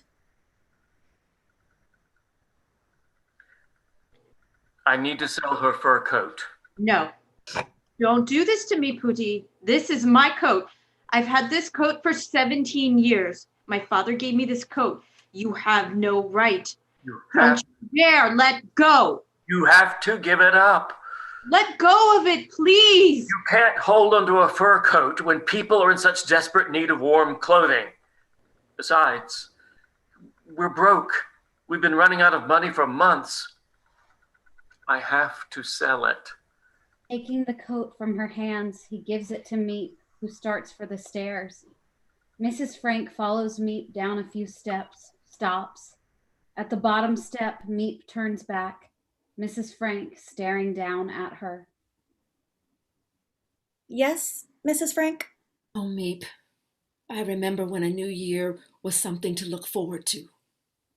Mrs. Frank, you mustn't give up hope. There is no hope to be had. I know that. I knew it the night Hitler came to power, when that voice came screaming out of the radio. I sat there paralyzed. And now in London, what is that Dutch queen doing? What are they all doing? Nothing. They're not even mentioning the word Jew. The trains are still leaving. Why don't they bomb the tracks? I can't talk about this with the others, Miep. I understand, Mrs. Frank. I know they're making plans, counting the days till the war is over, but I have to tell you, I feel the end will never come. Sometimes I want to give myself up. Forgive me for saying this, Mrs. Frank, but you must try and take things a little easier. They need you. The children need I'm you. ashamed to feel this way. I know you and Mr. Crawler have it just as hard. No, Mrs. Frank, we don't. Thank you for listening to me. Ce n'est pas ce que tu penses. Pense, Mr. Dussault. Pense. Pense. Ce que vous ne faites pas beaucoup. What? Ce que vous ne faites pas beaucoup. Oh, no, you're going too fast. Oui, je sais. Just say, I know that one. Bon, continuons. La prochaine page, s'il vous plaît. I just don't understand. I would never have done anything like that to you. Coat was 17 years old, for God's sake. Those skins had definitely seen their day. That's not the point, and you know it. I know we need the money. We have no money. Can you not get that through your head? Don't talk to her like that. You've never understood anything. Oh, God, here we go again. That coat was the last thing. A whole world gone. Well, you still have us, don't you? You took the last memory of my father away. Do we have to hear about your father again? If you hadn't been so attached to your father, your coat, the apartment with all of our goddamn possessions, we'd be in America by now. Oh, please. It was you too. Not her fault. You know, you didn't want to go. I only stayed because of you. Believe me, I knew which way the wind was blowing. Oh, sure. You always know everything. Mother, please stop. Your mother will never listen. If I could just say one thing. No, you cannot. You say too much already, and it's none of your business anyway. Anne retreats to her You room. shouldn't have said that, Mother. What? You've hurt her feelings. Oh. Well, I apologize, all right? I apologize to everyone. She goes into the WC, slamming the door behind her. Peter picks up Anne's cake and goes down to her room. You left this. Thank you. I'm sorry for what happened in there. I wish I could have said something, but they make me feel so...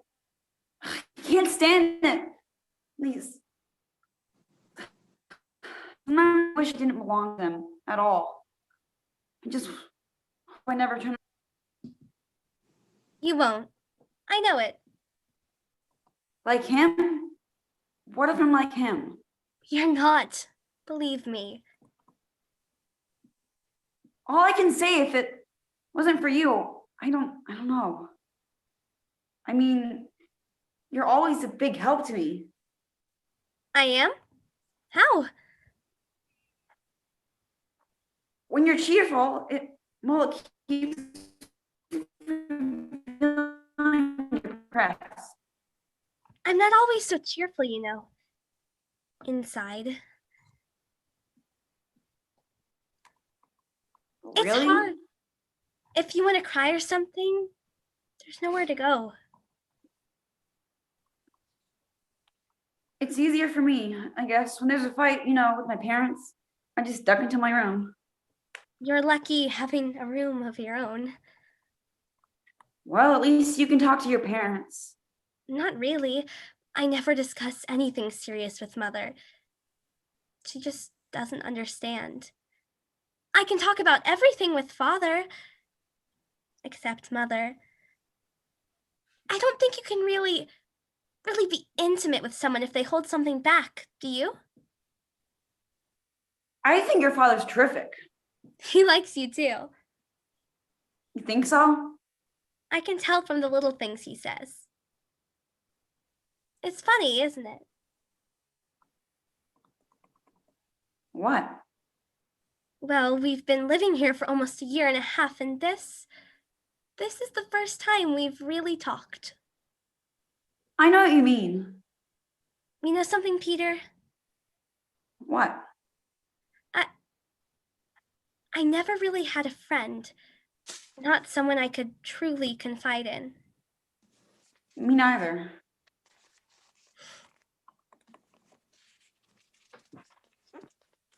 The sun is shining, the sky a deep blue, there's a magnificent breeze, and I'm longing, so longing for everything. I walk from room to room, breathe through the crack in the window frame, feel my heart beating as if to say, can't you fulfill this longing at last? I long for every boy, and to Peter, I want to shout, say something! Don't just smile at me all the time. Touch me so I can get that delicious feeling inside. I feel spring within me. I feel spring awakening.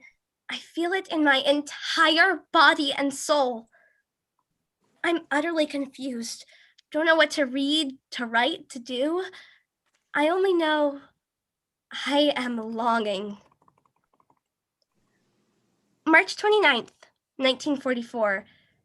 We've had to cut down even further on food. The rats have gobbled up some of our precious supplies. They must be desperate too.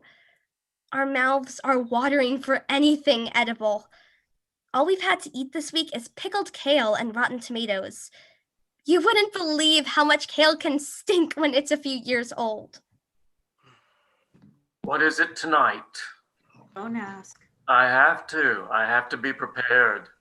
On top of it all, every meal there's been a political discussion ending in some terrible fight. But last night, something even more terrible happened. My God, I can't eat this again. Something wrong, Mr. Dussel? Something wrong, Mr. Dussel? You try cooking for a change instead of insulting my wife. I think you prepared the kale very well, Mrs. Van Daan. I don't know how you do it. Mr. Frank, always the soul of politeness. Every night another miracle. Careful, Mr. Dussel. We don't want to clog up the pipes like last week. Bertie, please. What's wrong, Margot? You're not eating. Eat. You have to eat. I'm not hungry. If she doesn't want it, Peter will eat it. Come, Margot, just take a bite. I can't. I just can't. She eats like a bird. Look at her. Every day a smaller bird. Margot, I'm doing the best I can. I'm sorry, Mrs. Van Daan. Anne's eating. Peter's eating. How do you do it, Anne? I pretend it's delicious, don't look at it, and before I know it, it's gone. Very wise, Anarchy. I eat because I'm hungry. Margot, you've got to force yourself. You're too thin. Not the only one. We're all famished. Will this war ever be over? This war would be over a lot sooner if the goddamn British would finally start the invasion. Not tonight. The British are fighting for their lives. They'll do something when the time is right.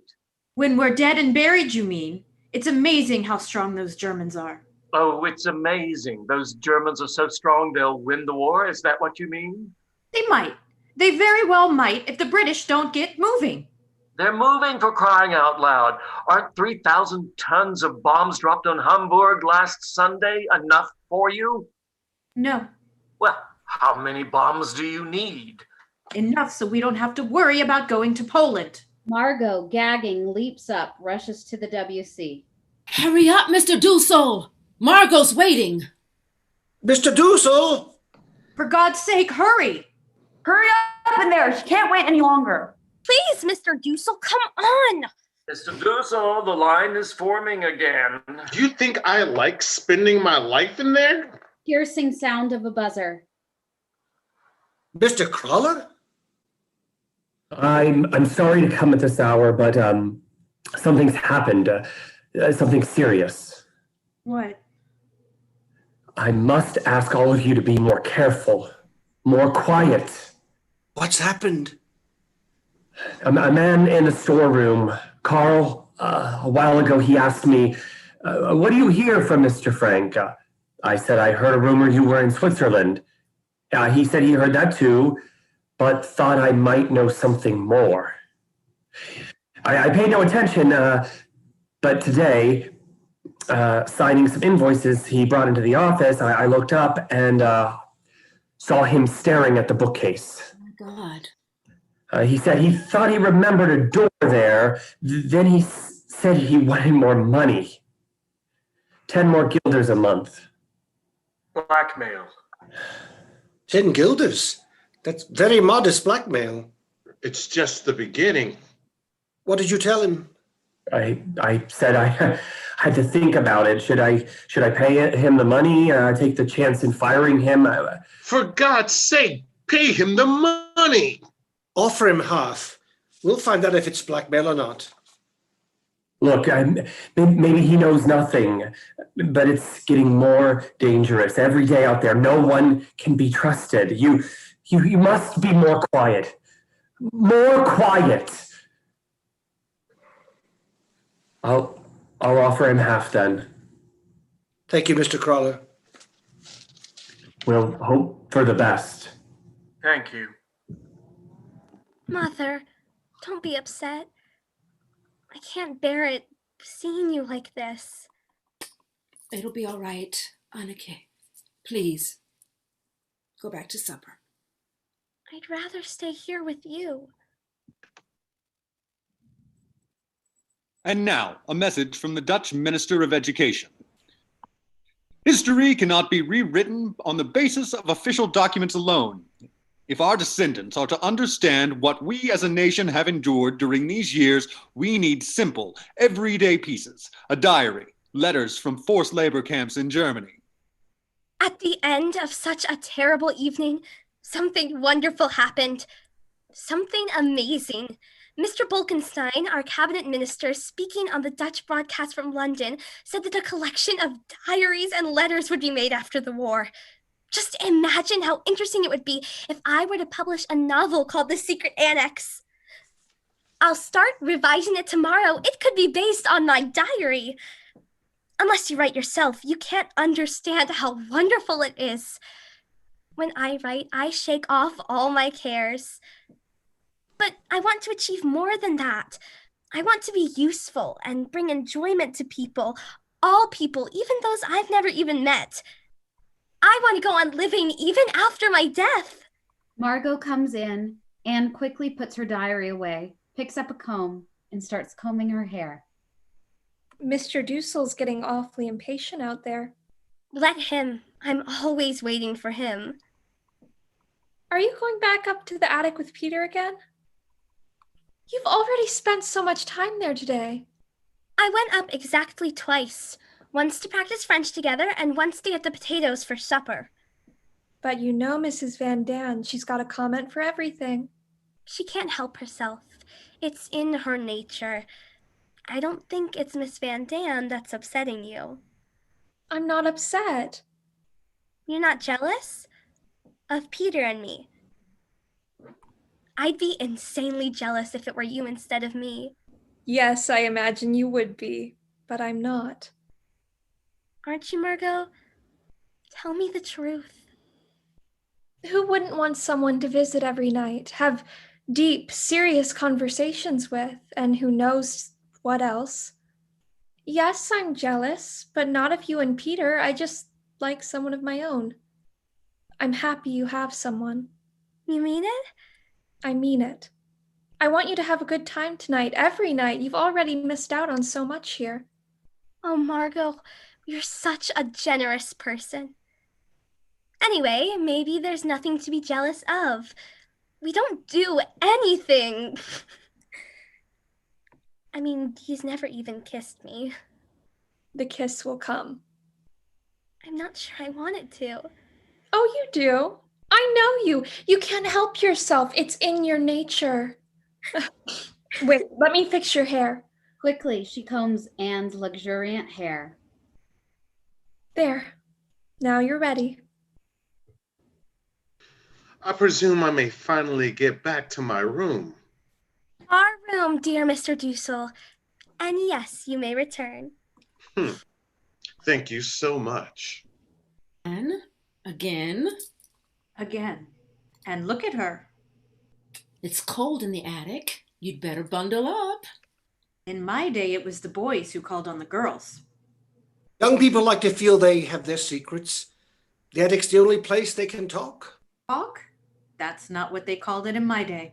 I think true love may be developing in our little annex. If we're here much longer, we may even have a little annex wedding. Frankly, I can't stand this stupid chatter another minute. Anne, don't forget to be down by 9. They're so old-fashioned. I guess they don't realize how much more advanced we are. You look nice. Really? I like the shoes. I've always liked the shoes. Meep does everything just right. She likes you a lot. I love her, but I hate having to ask for absolutely everything. Doesn't it make you miserable being so dependent on other people? I'm not miserable anymore. I mean, even bumping into you in the stairs, sometimes I feel the same. You know, you've changed. I used to think you were a real pain in the neck. My life before seemed so unreal. I see myself then as an utterly superficial girl who has nothing to do with who I am now. I wouldn't go back to being her for the world. You sure know a lot about yourself, don't you? I guess it comes from all the writing we do. I want to be a real writer one day. I know I can write. I'm my harshest critic, but who knows if I truly have talent or not? What do you want to do? I don't know, some kind of job that doesn't take much brains. Maybe if I had your drive. That's ridiculous. No, it's true. I'm a complete idiot. You're too hard on yourself. I didn't have much going for me on the outside. Maybe if you'd gone to my school. Oh, Peter, I miss so many things, don't you? Sometimes I dream I'm back in our old apartment. I wake up and don't know where I am. And I wonder, why can't I just run outside? Oh, you can see the moon from here, just like you said. How beautiful. Look at our attic, the moonlight coming in. Are you cold? No. Well, maybe just a little. Here. Peter, have you ever kissed a girl? I guess so. You have one? It wasn't a big deal or anything. Tell me. It was on my birthday. I was blindfolded. I don't even know who the girl was. There's nothing wrong with being kissed or anything. Though I'm sure Margot would never kiss a boy unless she were engaged to them. And I know Mother never touched a man before she met Pim. My girlfriends would say, "Oh, Anne, how terribly shocking." But who cares what they'd say anyway? Everything's different now. Here. You called it our attic before. Do you really think it's ours? Yes. You won't let them stop me from coming up here, will you? No, I promise. Maybe I'll bring one of my stories and read it to you sometime. You'll come tomorrow night? If you want me to. I do. It's 9:05. Well, I will then. She turns to go. Silence. Standing behind her, Peter takes a deep breath, quickly, awkwardly kisses the back of her head.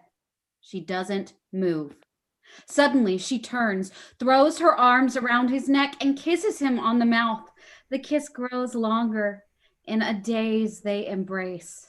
Anne gazes at him enraptured, then tears down the stairs without looking back. Peter blows out the candle. All Jews must be out of the German-occupied countries before July 1st. The province of Utrecht will be cleansed of Jews between April 1st and May 1st, and the provinces of North and South Holland immediately thereafter. Immediately thereafter. Immediately thereafter. Otto, listen. The rat. Edith, please go back to sleep. There is a tiny crunching sound. In the darkness, a figure is faintly illuminated, crouched over, gnawing on something. Mrs. Frank moves closer, turns on the light. Mr. Van Daan jumps to his feet. He is clutching a piece of bread. Oh my God, I don't believe it. The bread. He's stealing the bread. Otto, look. No, quiet. Herman, for God's sake. What is it? What's going on? It's your husband stealing our bread. It can't be. Putin, what are you doing? Nothing. It wasn't a rat. It was him. Never before. Never before. I don't believe you. If he steals once, he'll steal again. Every day, I'm getting thinner. And he comes in the middle of the night and steals the food that should go to them. God, oh my God. Edith, please. Mama, it was only one piece of bread. Here. Edith, he couldn't help himself. It could have happened to any one of us. I want him to go. Go? Go where? Anywhere. You don't mean what you're saying. I understand you, Mrs. Frank, but it really would be impossible for them to go. They have to. I can't take it with them here. Edith, you know how upset you've been these past That doesn't have anything to do with it. We're all living under terrible strain. It won't happen again. Never, I promise. I want them to leave. You'd put us out on the street? There are other hiding places. Meep will find something. Don't worry about the money. I'll find the money. Mr. Frank, you told my husband you'd never forget what he did for you when you first came to Amsterdam. If my husband had any obligation to you, it's paid for. Edith, I've never seen you like this, for God's sake. You can't throw Peter out. He hasn't done anything. Peter can stay. I wouldn't feel right without my father. Mother, please. They'll be killed on the street. Anne's right. You can't send them away. They can stay till Meep finds a place. But we're switching rooms. I don't want him near the food. Let's divide it up right now. We're not going to divide up some rotten potatoes. Mrs. Frank, Mr. Frank, Margot, and Peter, Mrs. Van Daan, Mr. Van Daan, and myself. Mrs. Frank, Mr. Frank. Mr. Dussel, please. And Don't. Peter.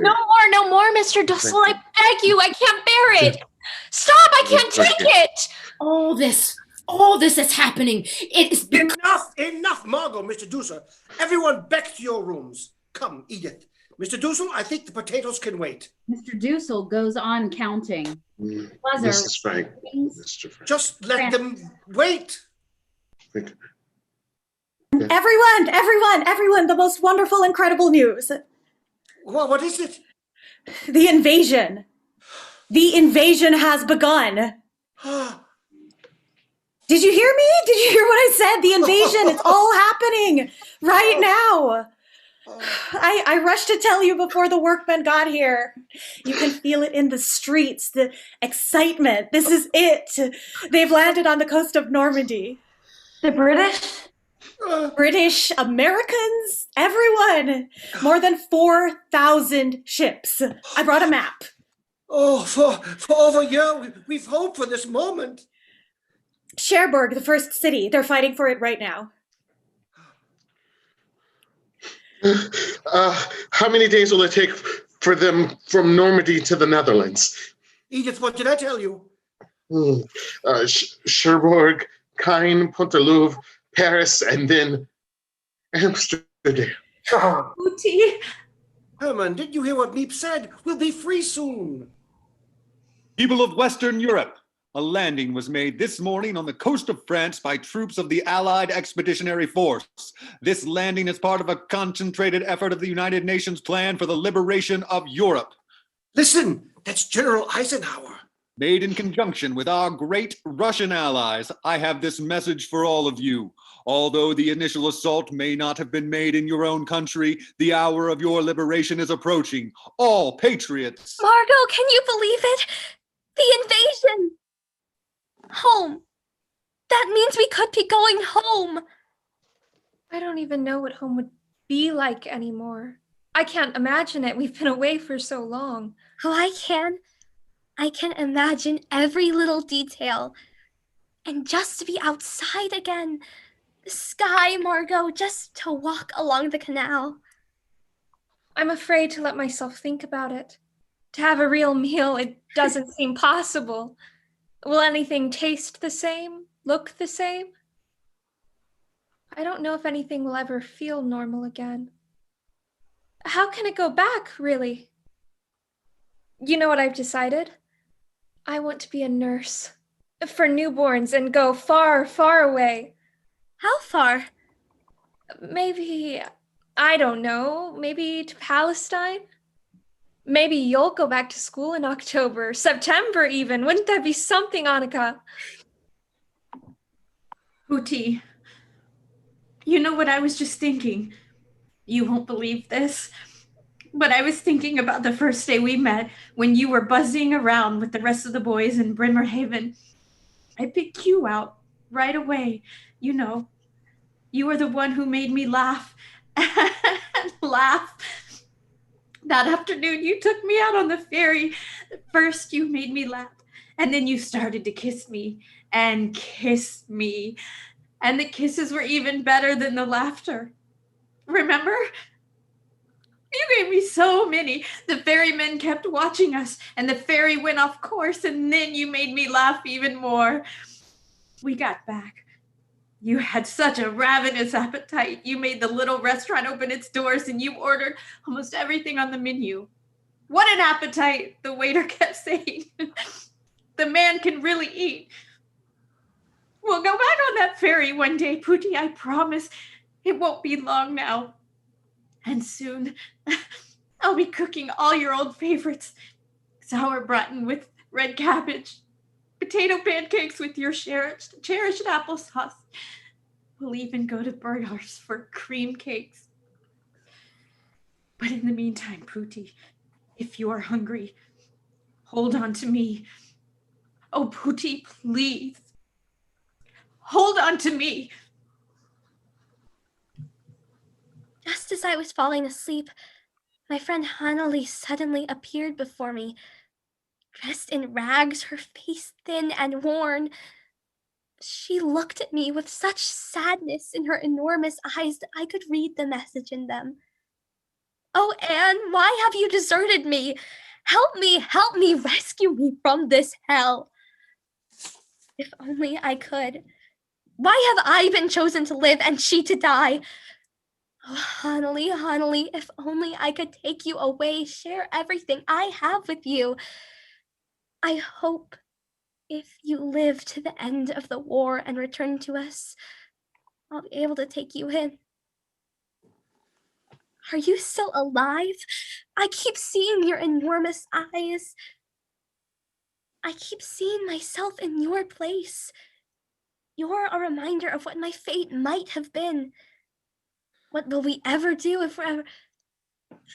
No, I mustn't write that down. But the question won't let itself be pushed to the back of my mind. All the fear I've ever felt is looming before me in total, absolute horror. And so, we come to the end of the broadcast for the BBC Radio Europe. Till tomorrow, listeners, and we all know, no matter how hard the times and how heavy the separation, we are, once more, a day closer to the liberation. A bright, sunlit morning. Attic is bathed in light. Peter and Margot, a large crate of fresh strawberries between them, are picking them clean of stems and dirt, rinsing them in a bucket of water, preparing them for jam. Strawberries! There's nothing I love more. I can't understand you. Your mouth's too full. I wouldn't talk if I were you. You haven't stopped eating since we came up. That's a lie. You're the one who's eating them all. Look at you. You're all red. Look at you! They're all over your shirt. Well, one thing's for sure. It's a lot better than shelling those peas yesterday. Green, green, green. I thought they'd never end. Every string I pulled made me certain I just never want to be a housewife. Never will be. I forgot how wonderful they are. Of course you forgot. We haven't seen a strawberry in 2 years. Don't eat too many, Pootie. Remember how sick you were last night from that kale soup? I'm just worried there won't be any left for jam with those 3 up in the attic. Mr. Dussel, you're such a worrier. Let the children enjoy themselves. God, these are good. I'll tell you a secret. Every night I think, they're coming our livery. I bet you'll both forget about me when you're back with your old friends. Most of our friends are gone, Peter.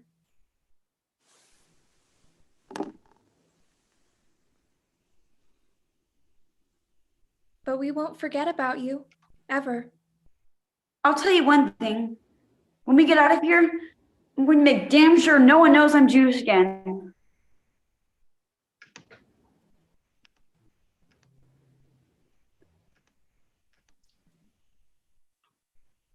What? I'm serious. Life would be a whole lot easier if I were a Christian. You mean you'd be baptized? I don't know, maybe. I'd never turn back on who I am. I couldn't. Don't you realize, Peter? You'll always be Jewish. In your soul. At the foot of the steep wooden staircase, a dark figure appears, slowly followed by another, then another. It is a Nazi officer and 2 Dutch collaborators. The first 2 men have their guns extended. The third man, the youngest, carries a black ledger. Soundlessly, they mount the steps. In the attic, Anne, Peter, and Margot keep cleaning and eating the strawberries. Silently, the 3 men come into the main room, approach the people playing cards. Mr. Dussel sees them first, slowly raises his hands, stands up, dropping the cards. The Franks and the Van Dans, realizing what has happened, let their cards fall, raise their hands. The second man touches the back of Mrs. Frank's chair. The annex residents leap to their feet. I've never seen anything stop you from talking before. He flips some water from the bucket at Anne. Anne flicks some back. Margot joins in. They burst into laughter. The Nazi officer looks up. His gun raised, he starts up the attic steps. The second man holds the people downstairs at gunpoint as the third man counts the number of annex residents in his ledger. It's a wonder I haven't abandoned all my ideals. They seem so absurd and impractical. Yet, I cling to them because I still believe, in spite of everything, that people are really good at heart. Rouse! His scream reverberates as he breaks in on Anne, Margot, and Peter, his gun high. They raise their hands in terror. His scream echoes as he pushes them down the attic steps. Stumbling, they rush to their parents. The third man searches the Franks' bedrooms for valuables. They stand in 2 groups, the Frank family in one, the Van Dans in the other. Deathly pale, each group huddles together. Los! The Franks, the Van Dans, and Mr. Dussel scatter to their rooms, hurriedly thrust a few belongings into their rucksacks, put on their coats as the 3 men ransack the annex, opening drawers, overturning objects, strewing books and papers all over the floor, from utter silence to utter chaos. Schnell! Weg! Anne stops in her tracks as the diary clatters to the floor.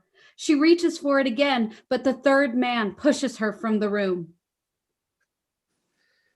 It's utterly impossible for me to build my life on a foundation of chaos, suffering, and death. I see the world slowly being transformed into a wilderness. I hear the approaching thunder which will destroy us too. I feel the suffering of millions. The families are herded out. As they go down the steps, Mr. Van Daan is separated at gunpoint from his wife by the Nazi officer. Mrs. Van Daan reaches for her husband, a desperate, silent scream. Direct. Schnell. Going down the steps, Mr. Frank looks back at Anne. She sobs, an animal-like sound. The third man seizes the silver music box, lifts the velvet-lined lid. The opening notes pour out. As Anne turns back, the third man pushes her towards the stairs, snaps the music box shut. The sound of footsteps going down the stairs, the sound of a door slamming. The destroyed annex stares out at us. All life gone. The sound of a police siren. A choked scream merges with the ear-splitting sound of a train whistle and the clanking of a rushing train. The sound of the train becomes deafening. Silence. Westerbork, a barren heath, wooden towers where her jailers stand guard, walls covered with thousands of flies. The 8 of us crammed into prison barrack 67, betrayed. We never know by whom. Our last month together, Anne and Peter walking hand in hand between the barracks and the barbed wire. Edith worrying about the children, washing underclothing in murky waters. Numb. Margot, silent, staring at nothing. Our last days on Dutch soil. Late August, Paris freed, Brussels, Antwerp, but for us, it's too late. September 3rd, 1944. 1,000 of us herded into cattle cars. The last transport to leave Westerbork for the extermination camps. The train, 3 days, 3 nights. In the middle of the 3rd night, Auschwitz. Separation, men from women. Edith, Margot and Anne. Never again. Selection. Have our transport killed in the gas chambers. One day, Peter and I see a group of men marched away. Among them, his father, gassed. Peter, on the death march to Mauthausen, dead 3 days before the British arrive. His mother, Auschwitz, Bergen-Belsen, Buchenwald, Theresienstadt, date of death unknown. Mr. Dussel dies in Neuengamme. January 27th, 45. I'm freed from Auschwitz. I know nothing of Edith and the children. And then I learn that Edith died in Birkenau of grief, hunger, exhaustion. The winter of 45. Typhus breaks out in Bergen-Belsen, killing thousands of prisoners. Among them, Margot. Anne's friend, Annelie, sees Anne through the barbed wire. Naked, head shaved, covered with lice. I don't have anyone anymore, she weeps. 3 days later, Anne dies. My daughter's body is thrown into mass graves. Days before the camp is liberated? Mr. Frank bends down, picks up Anne's diary lying on the floor. He steps forward, the diary in his hands. All that remains. End of the play.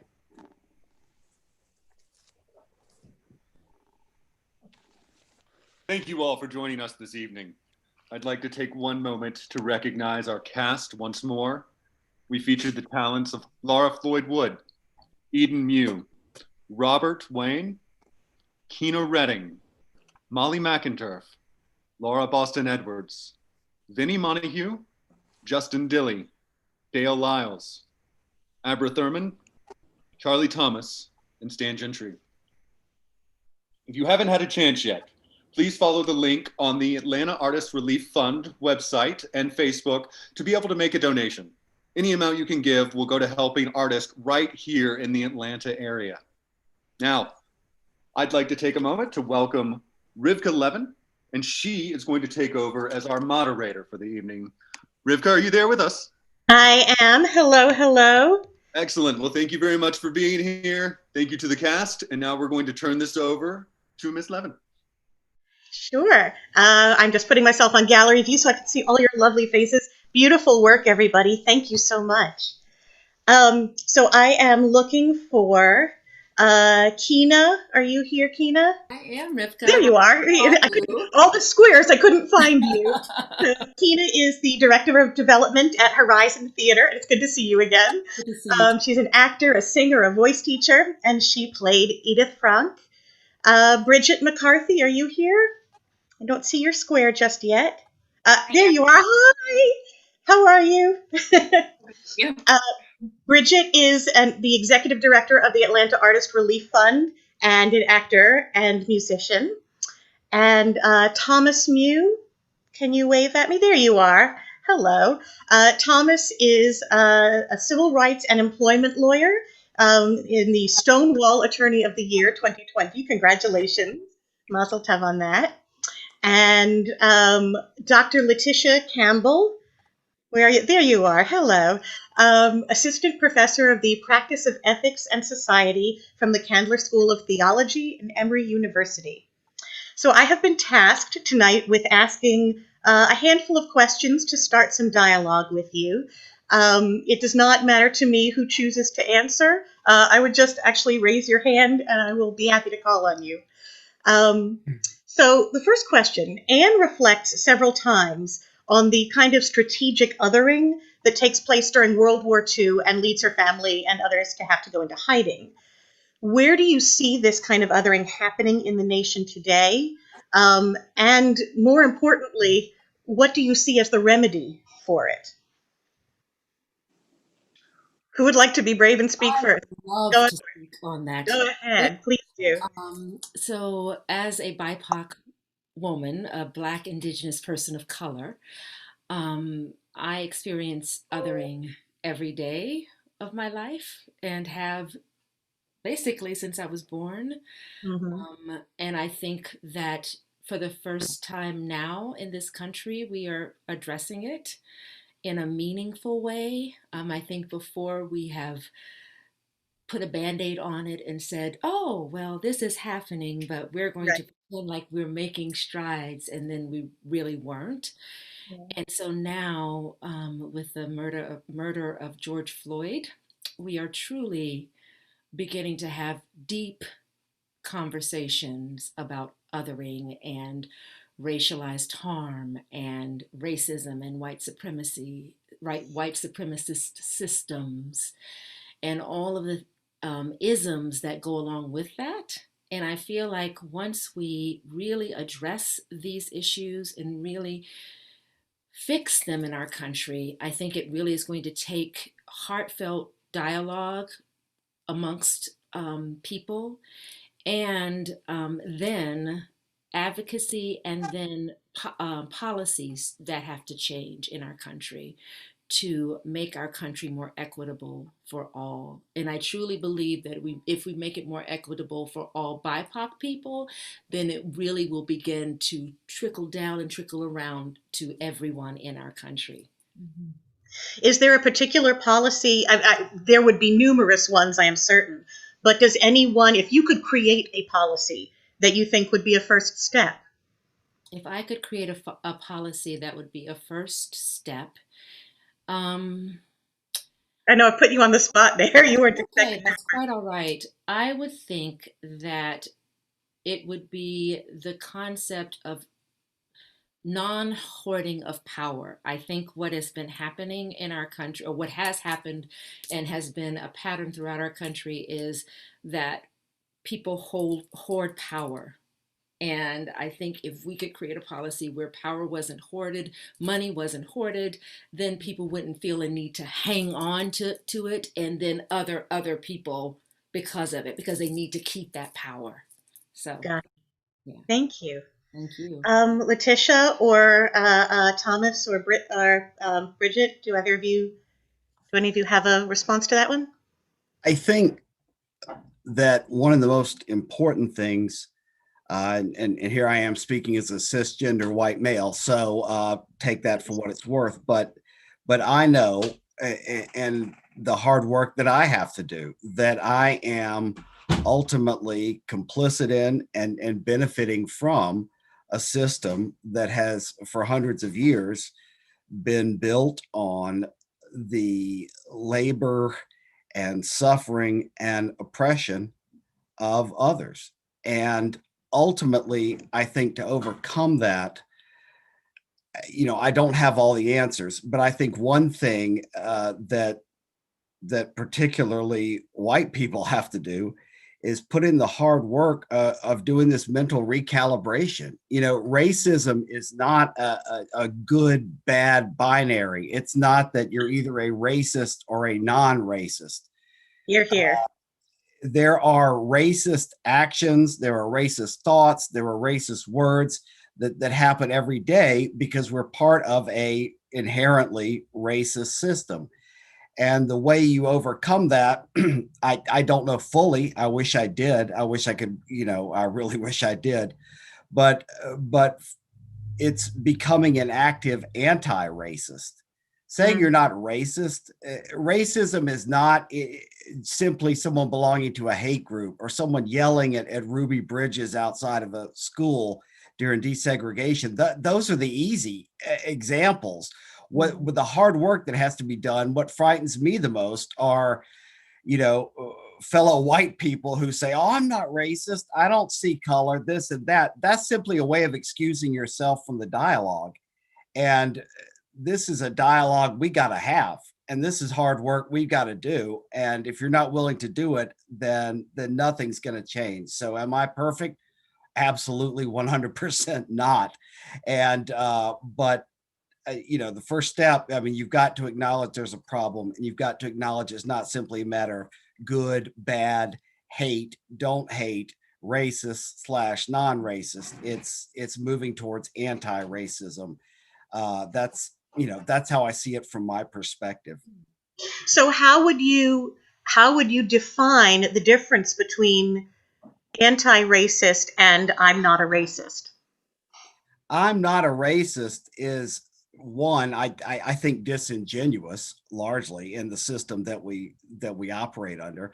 But two, saying I'm not a racist is simply excusing yourself from the conversation. It's saying, well, I don't do that. I don't feel that way. Therefore, I'm good. I'm not part of the problem, or I really don't need to be actively involved in countering these measures, right? It's not activism. It's slacktivism. Putting yourself, anybody can look at a horrific event. Keena mentioned George Floyd. It certainly is. How many people looked at that and said, "Oh gosh, how horrible, how horrible." And then what did they do? Maybe post something on Facebook about it, maybe change their profile picture for a few days. Look, we all can do more. I can certainly do more. I'm not the all-knowing arbiter of action or duty, but I do know that being an anti-racist calls on you to take an active role. And it's active, not only it's internally and externally active. You internally recalibrate your own compass. What am I thinking? What am I missing in my day-to-day thought patterns based on a system in which I've come up and benefited from my entire life? Who am I excluding? Who is falling out of my mental calculus? And I think that's important. And then of course there's the external opposition of racism. There's just a line in the play that stuck out to me about all the dinners are turning into fights now because they're all political. Well, maybe it's time we had a few fights. I mean, I'm kind of tired of excusing a few folks, and that can't continue. So I think anti-racism is the hard pushback that we need to get on board with. I just want to dovetail, if you don't mind, Rivka. Yeah, absolutely. I just want to say, Tom, thank you so much for saying, as a liberal Caucasian cisgender male, I just want to, I really have great appreciation for your getting on camera and saying, it's really about the hard work. And also, I know how liberal you and your family are. But just having the courage to get on camera to say, yes, I'm liberal. However, there is still work to be done within myself is such a powerful statement. What I have found in many of my conversations with white folk who are liberal, they begin the conversation with, oh, but I'm not racist, just like you said. And then it becomes the fragility, the tears, oh, but I'm a good white person, and then all of the denial. And then it turns into meanness to the BIPOC person that's speaking to them, and all of the micro and macro aggressions, the gaslighting. It turns into horrible conversations. So I think that the first and the most important thing that white folks must do is, first of all, recognize that they are part of they have benefited from a system of white supremacist racism in this country, and acknowledge that, accept that, and then begin the work from there. So thank you, Tom, for saying that. Yeah. Bridget or Letitia, do either of you have anything you would like to contribute to that particular question? There are more. Yeah, I think the thing that really struck me specifically in this last go around of watching the Diary of Anne Frank was how family separation has been a tool of genocide for a very long time. And I think a lot of people have heard about recent family separation that is happening at our border, but we know that 81% of women who are currently incarcerated are products of the foster care system of previous family separation. We know that family separation was a tool we used when we colonized indigenous people and indigenous lands. And so I think that one of the things that you asked about specific policy change, and again, as a white cisgender woman, the place that I am seeing that I think on a policy level is a great place to start for us at home is watching the documentary 13th. It is really enlightening about the way that we are currently using family separation as a tool of cultural genocide.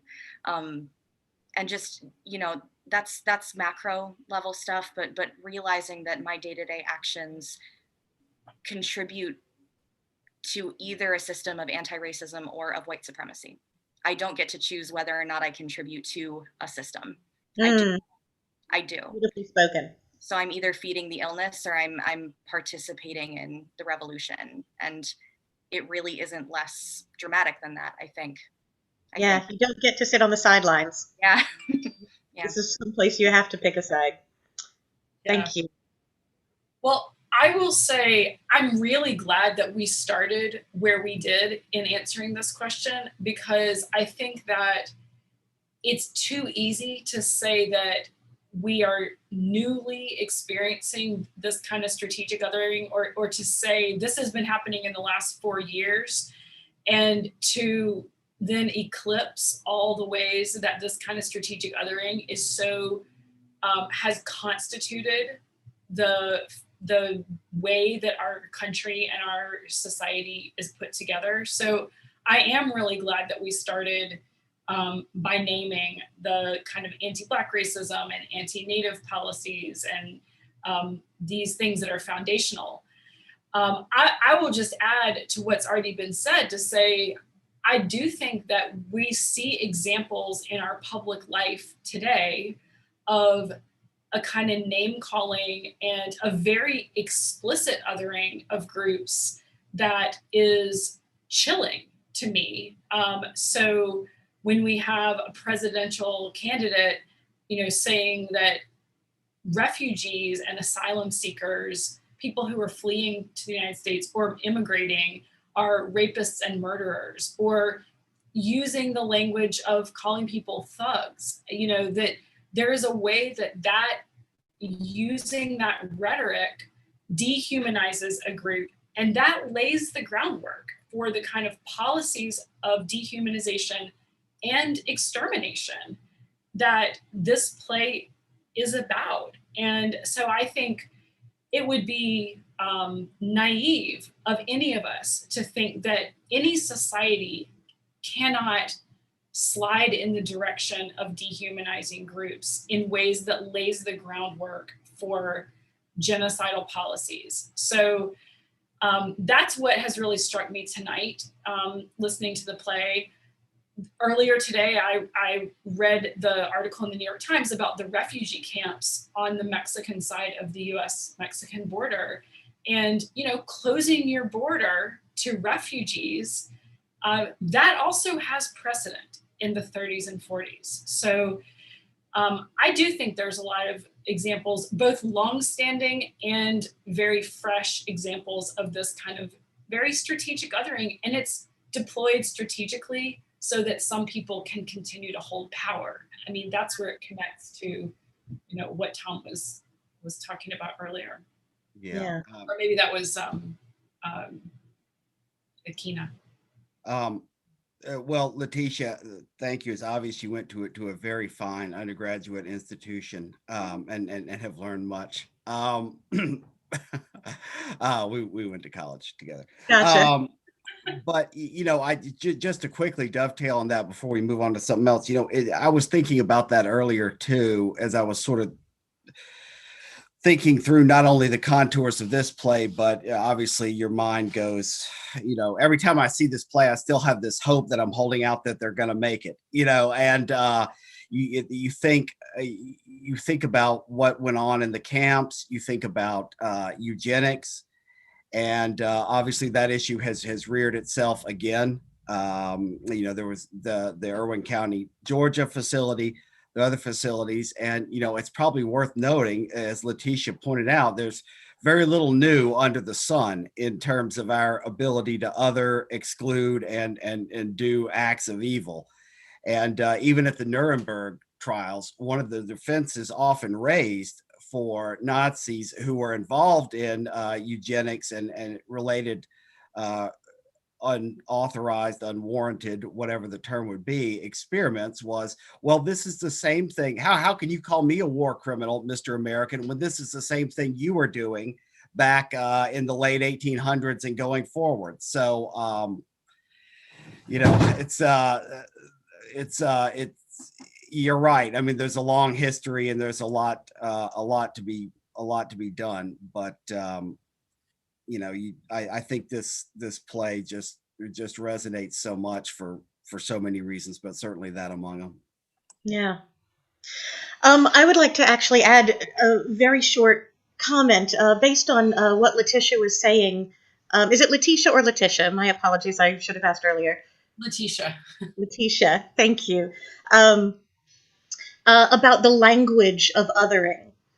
And because I just had an insight of something that I'm guilty of, and I would imagine that everybody else here is also guilty of, which is, of late, people who believe very differently from me politically, I have a tendency to say they think this, they think that. Republicans are X, libs are the other thing. And I group I group an entire people who share a political ideology into a group that is not me. And I am challenging myself to find a way to disagree with what they believe and think. I just did it again, to disagree with people who believe differently from me without othering another group of people.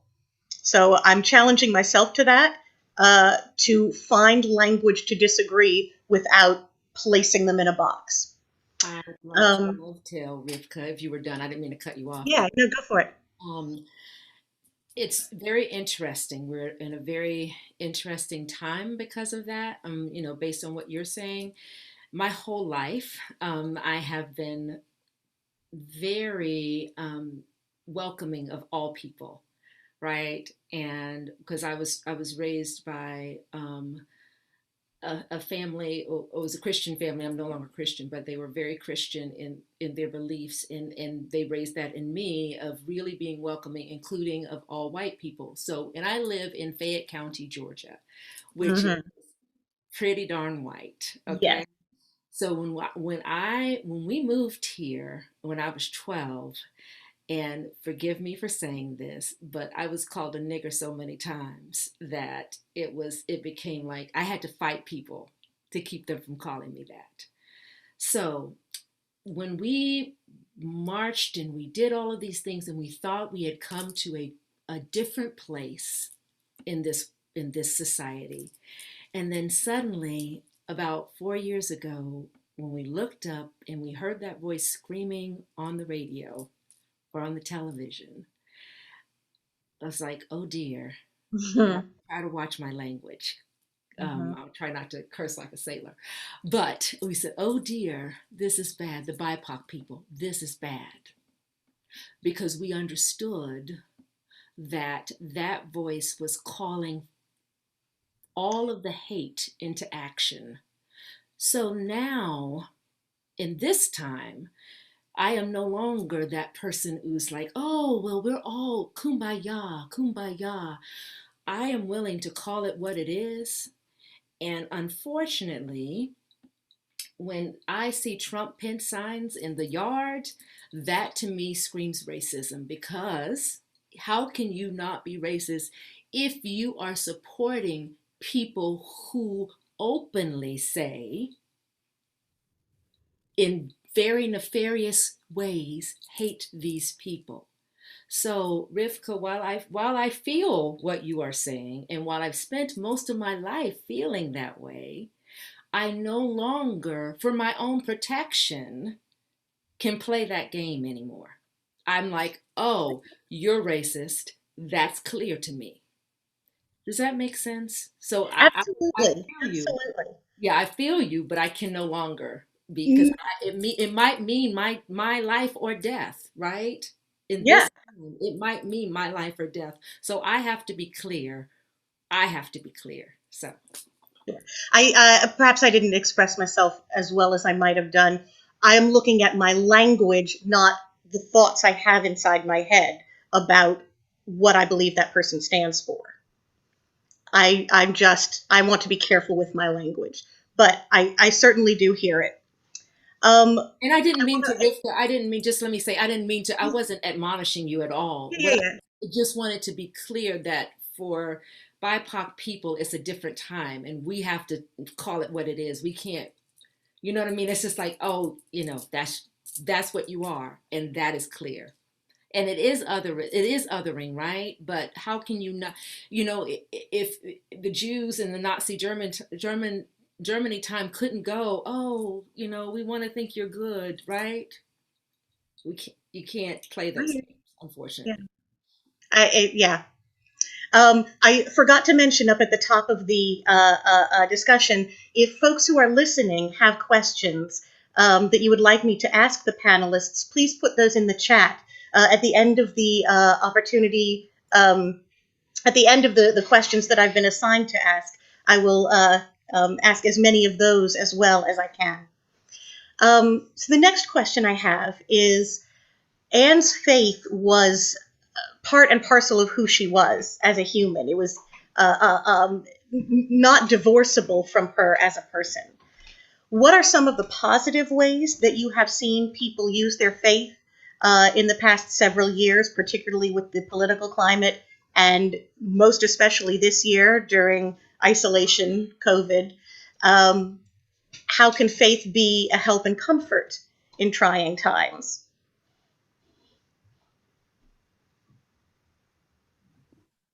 I'll go. Yeah. I'm just,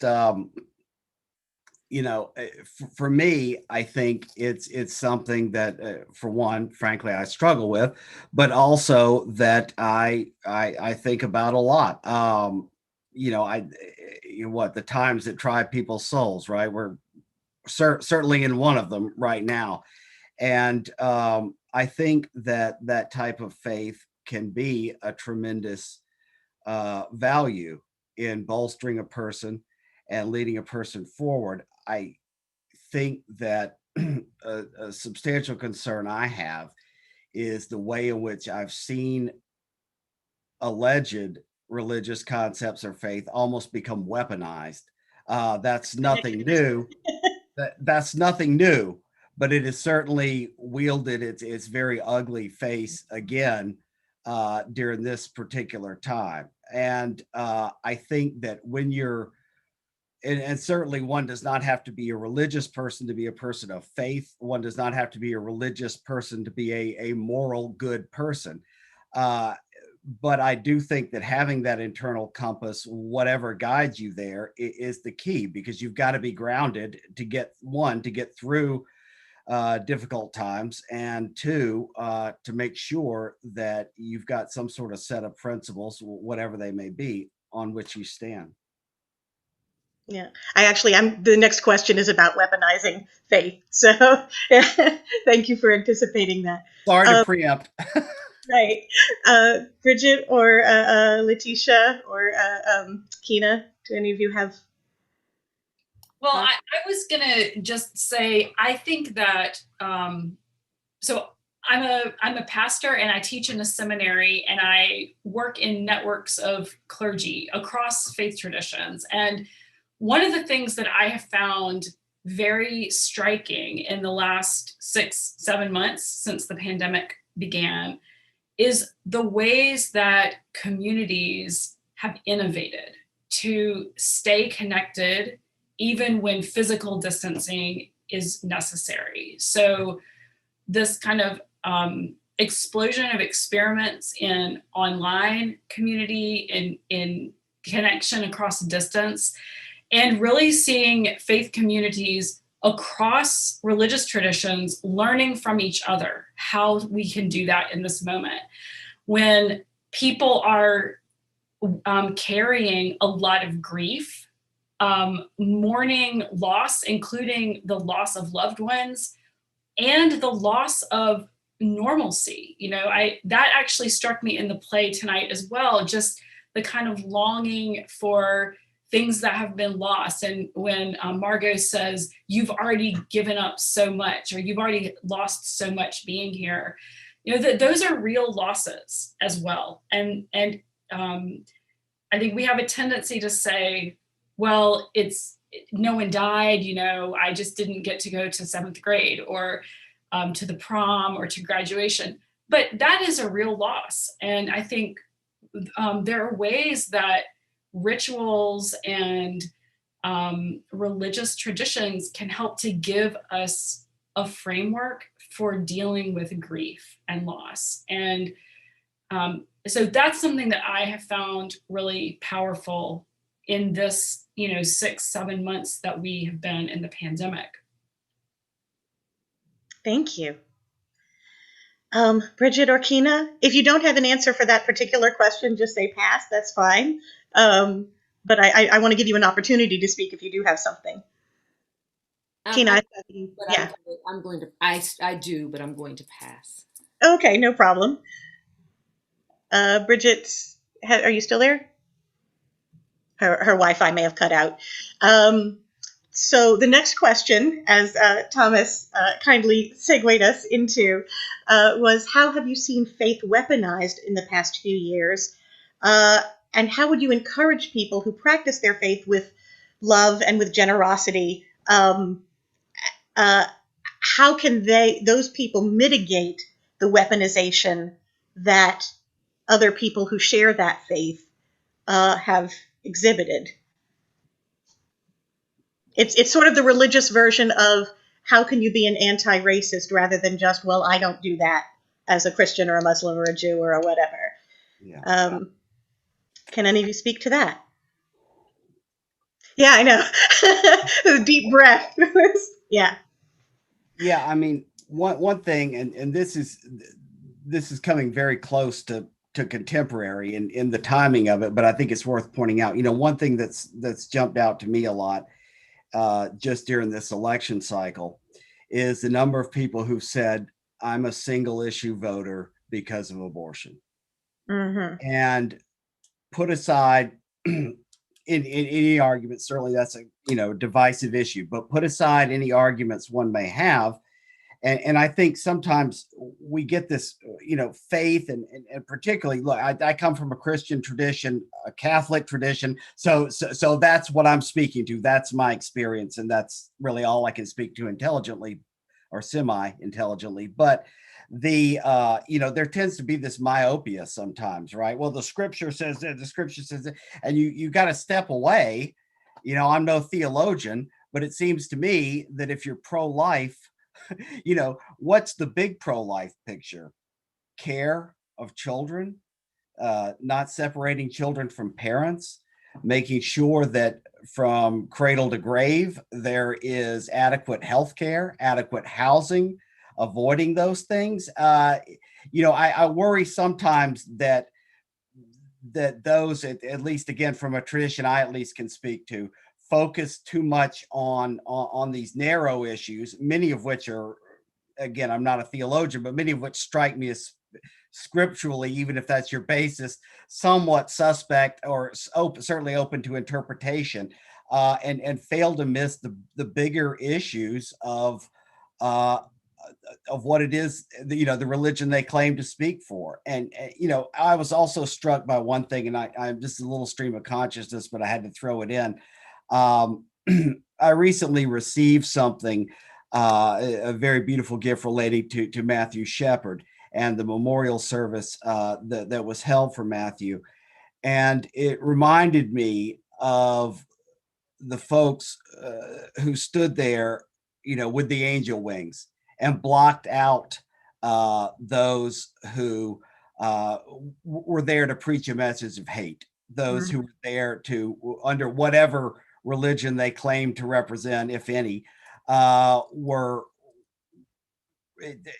there to do something very indecent on a day in which we should have elevated us all to be more decent and more human and more loving and more accepting. And I have no idea of the faith of those individuals, religious, atheist, it doesn't matter. What they were showing that day was tremendous humanity, the individuals who raised their wings and blocked them. And that to me is the kind of activism that love can create. Love doesn't mean having to stand passively by. Love can be very active. It can be pretty aggressive when it needs to be. So I throw that example out there as well. Thank you. Yeah, go ahead. Oh, thank you, Rivka. And thank you, Tom, for bringing up abortion. Yes, yes. And the weaponizing of faith. It's so interesting in a country where we say it's the separation of church and state, that we would then say, oh, but the Bible says you should not. It's like, really? You don't tell me what to do with my body. You've been trying to tell me what to do with my body my whole life, and now you're trying to tell me that too? Not so much, boo, not so much. So I think too that people have used the Bible as a way to other people for so long, right? They used to say that it was black people were animals, that it was in the Bible. That's why we were slaves. That's why we were Mark of Cain, was even, yeah. Right. That was why we were enslaved, because they said we were animals, and that was in the Bible. That's what they said. And so I think that is a perfect example of how faith has been used to weaponize and other people. So I think that was a great example, Tom. I support you in that example. Yes. Letitia? Well, and I think all of these are really powerful examples. I think another dimension of this is we can see in the polling data that the best predictor of whether someone is going to support the policies of this administration, including policies that I would argue deepen structural racism and, increase the kind of explicit othering of people, is whether they're white evangelicals, Christians. And so I think this, going back to what Keena pointed out, there are deep theological traditions within Christianity that have to be explored and rooted out. That this isn't just incidental. It's not that people sort of accidentally supported these policies, even though there's no justification for it in the tradition. There has been a long tradition of bending theology to justify enslavement, taking land, the justification of genocide of Native Americans. So these are traditions within Christianity that I think Christians who are committed to living out of a deep tradition that believes in the beloved community then have a responsibility to look back at our tradition and say, where do these ideas come from? What theological beliefs underwrite structural racism and violent othering? And that can be a challenge. I think that not only has religion been weaponized, but religious institutions have been exploited, for political ends, and they've participated in that. So I think those are real challenges. I also think that this is a moment when the prophetic traditions within all of our religious traditions are desperately needed, because we need tools for imagining what a community will be like on the other side of these systems that we are living in and trying to dismantle. So we need to be able to imagine what it's like to build that community together, where there's space for all of our communities to be, present at the table. And I think that religious traditions can be a tool for that. And I think that religious institutions can be a tool for that, just as they can and have been weaponized. Thank you. Let's see. Next question is, recent reports that Thomas already alluded to of unconsented hysterectomies at an ICE detainment center in Georgia have brought up the concept of eugenics, forced sterilization back into contemporary political discussion. So how does this mirror or differ from the ethnic cleansing of Jews, Roma, gays, and the disabled during the Holocaust, the destruction of Native American languages and culture, the present treatment of Muslim Uyghurs in China? What does that say about our country's leadership or those who carry out the orders that they're given by that leadership? And again, because I always try to bring it to an action item, what can ordinary people do about it? I think I'm going to make the understatement of the year and say it's tremendously troubling that there has been this tradition, and I think this goes to something Keena said a moment ago on the abortion issue. It goes to this issue of continually undervaluing and dehumanizing actual human bodies of those of, a different race, which is in itself its own artificial construct in many ways, but of a different race or a perceived different culture or a perceived different, pick your class that you want to try to shoehorn someone into. But I think that becomes the great difficulty when you devalue the body or the life of someone, then what you've done is reduced that individual to something less than human. And I think then that leads to a great tendency for baser instincts from the to come out, and for particularly in the context of unfettered power or with a captive population, for example, like in a concentration camp or in a detention facility or the like, you run a serious risk of abuse. Even think about the Tuskegee experiment. I mean, none of this is new, and I think part of it, and again, this is not, I wish I had a 3-point plan where I laid out how we were going to overcome this. But I think part of it has to do with kind of what we've been talking about already. Stop othering people and start valuing people, get aside these artificial constructs that are used to dehumanize people who may not immediately look the same or think exactly the same as you do. And I think that's a very important part of it. And I think that's got to be at least the starting point. It's certainly not the solution, but it seems to be the point of departure for the evil is the dehumanization. So to the extent that we can at least walk that back or try to, we're at least, even if we're not back at zero yet, we're at least moving backwards in the right direction. Thank you. Kino or Letitia? Yeah, I Letitia? would add to that, incarceration cannot be a profit center in this country. I mean, the ICE detention facility and the inadequate care that women received there, in the last year, there have been a series of exposés and stories about the inadequate medical care of women in the state prison system in Georgia as well.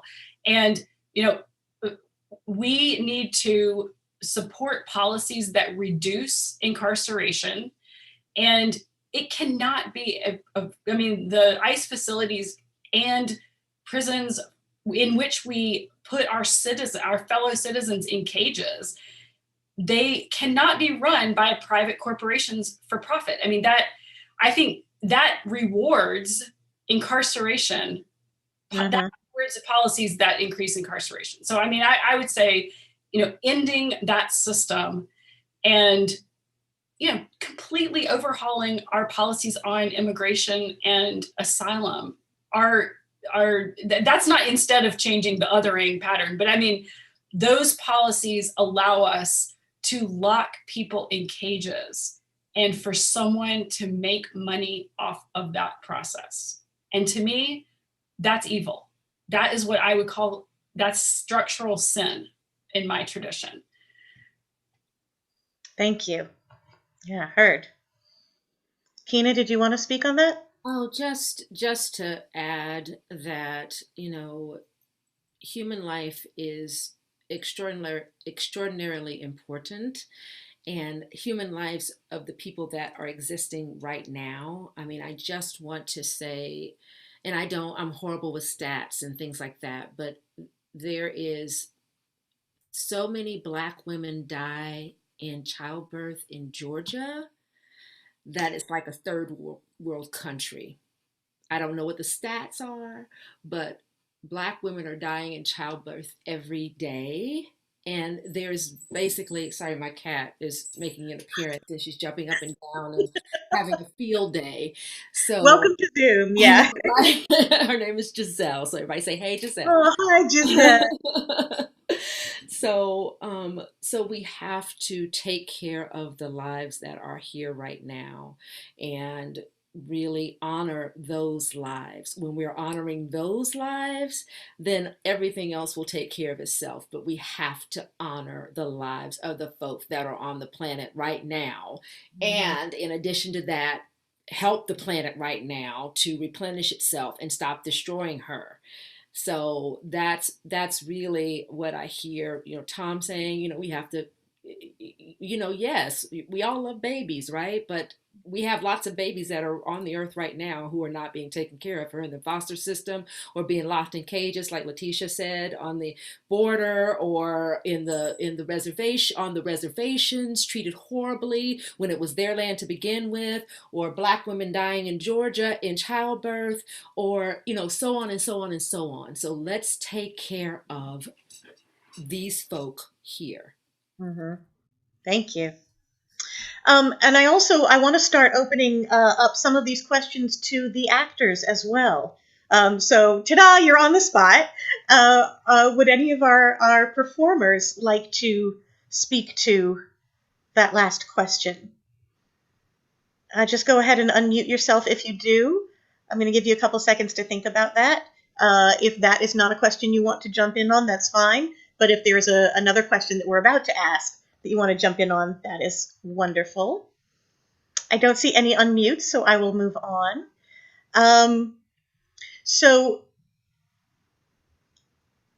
even if Anne was being fanciful and did not necessarily imagine that her diary would turn into live theater, whether she truly hoped for that, or whether that was a 13-year-old dream.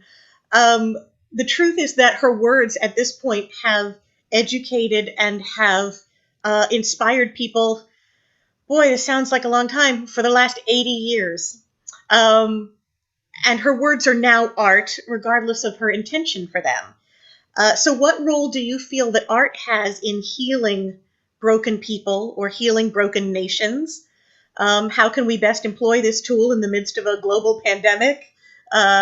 This is one example as a Zoom performance. But please talk to me about that, about art as a healing tool. Well, I say that storytelling, we as artists, what I think we do best is to tell stories. And in telling of the story, I think we can bring people together or shine a light on a problem or on a situation in a different way that they may not have thought about. While entertaining them in a sense, we're also educating them in a sense and opening their eyes up to different ways of points of view.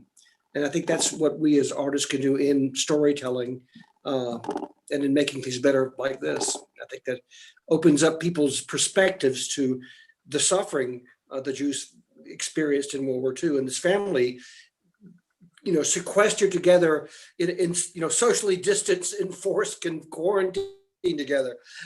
It really resonates to me that the struggle they went through are kind of what we're feeling today in our enforced quarantine and going through the family issues and that sort of thing too. But basically, it's the storytelling part is what we as artists can do.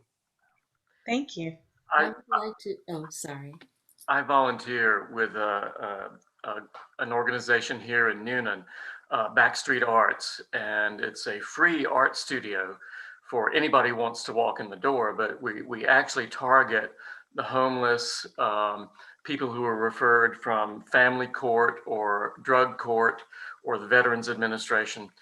And so we open our doors to people who are wounded. And our motto and our logo is Art Saves Lives. And in the 2 or 3 years that we've been open, I lose track. I've seen it happen, and we're collecting data on it, but we've already been told by the organizations that refer people to this art studio that of all the programs they work with, this is the one that produces the biggest bang for their buck. That people come to us and they learn how to express themselves. They learn how to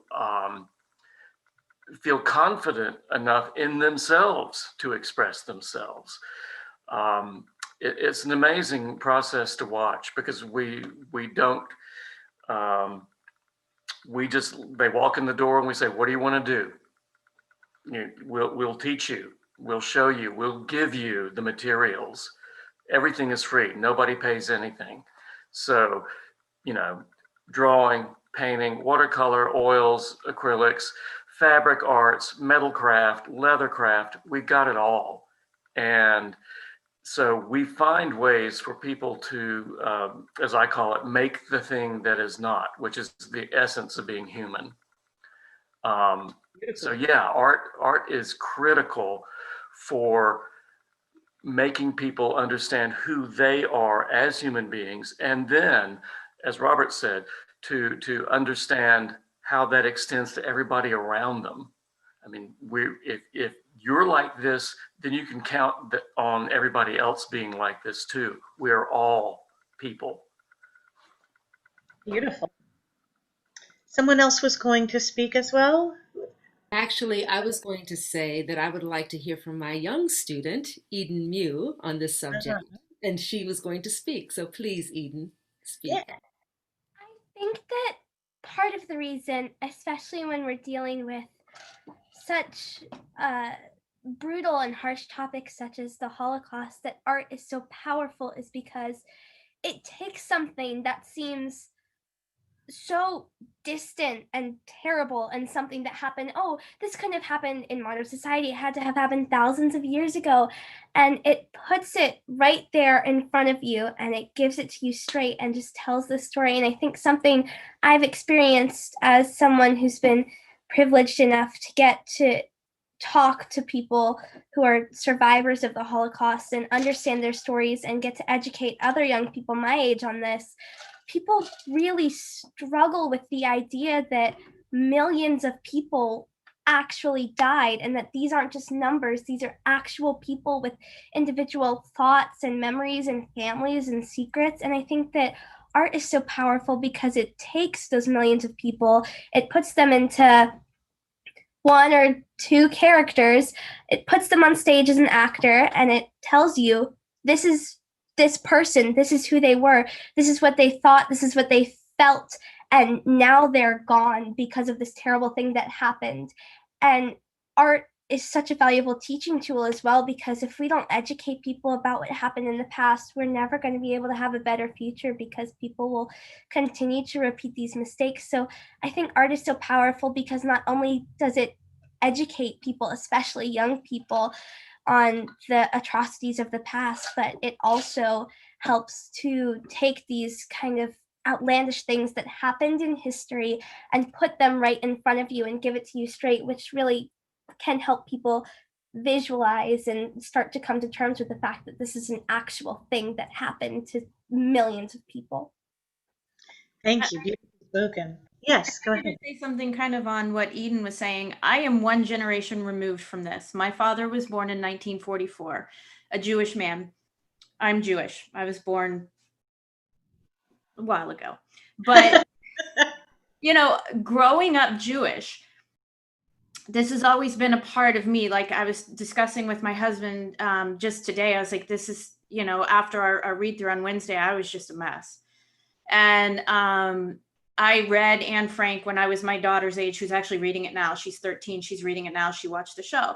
I have not picked it up since because I couldn't.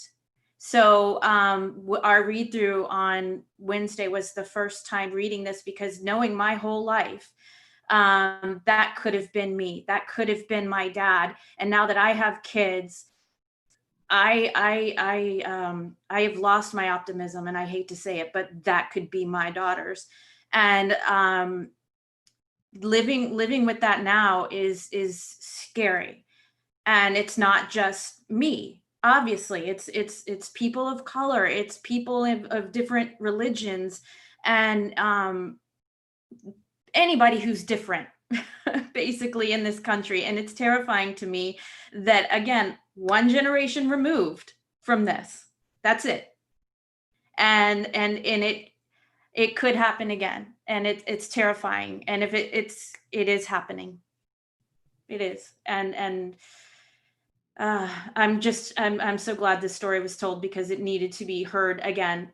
I feel the people who need to hear it weren't watching, and that's very sad to me. But the fact that you all came out and said, we need to tell this story again, I'm so grateful that you did. Whether or not I was a part of it, I would have been watching it, because it could happen again. And is. Yeah. I wholeheartedly agree. Who else would like to speak to that? As the non-artist Philistine barbarian here, let me just add one thing to what Aubrey just said, because I thought it was really good. You're right. There are probably a lot of people who should have watched this and could have learned from it who didn't.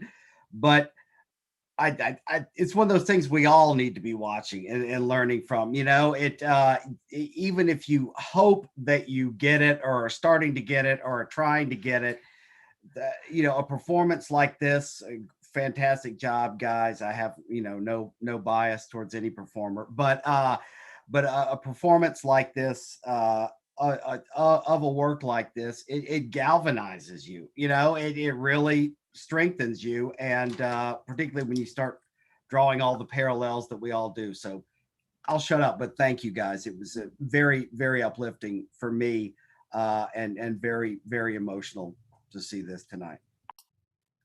And I wanted to just dovetail off of what Eden said so brilliantly, Eden. So one of the things that's happening right now in our fair city of Atlanta is all of the arts organizations are having what is called a racial reckoning, in the sense that we, as the BIPOC artists, are in constant conversations with what we call PWIs of predominantly white institutions. And we are not just here in Atlanta, but all over the country.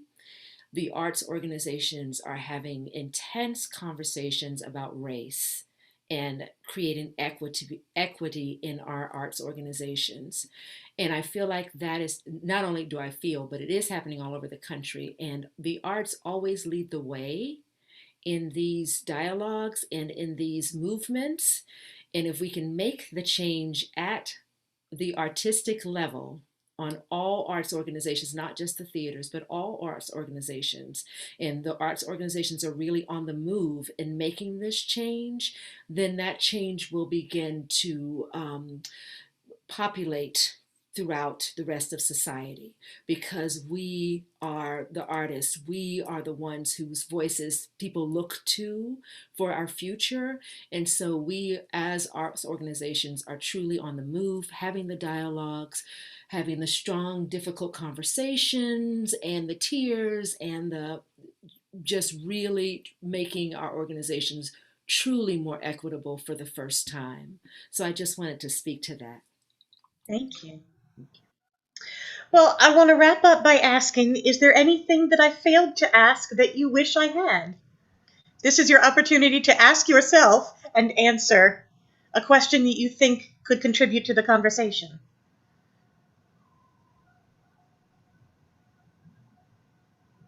Oh, good. I asked all the right questions.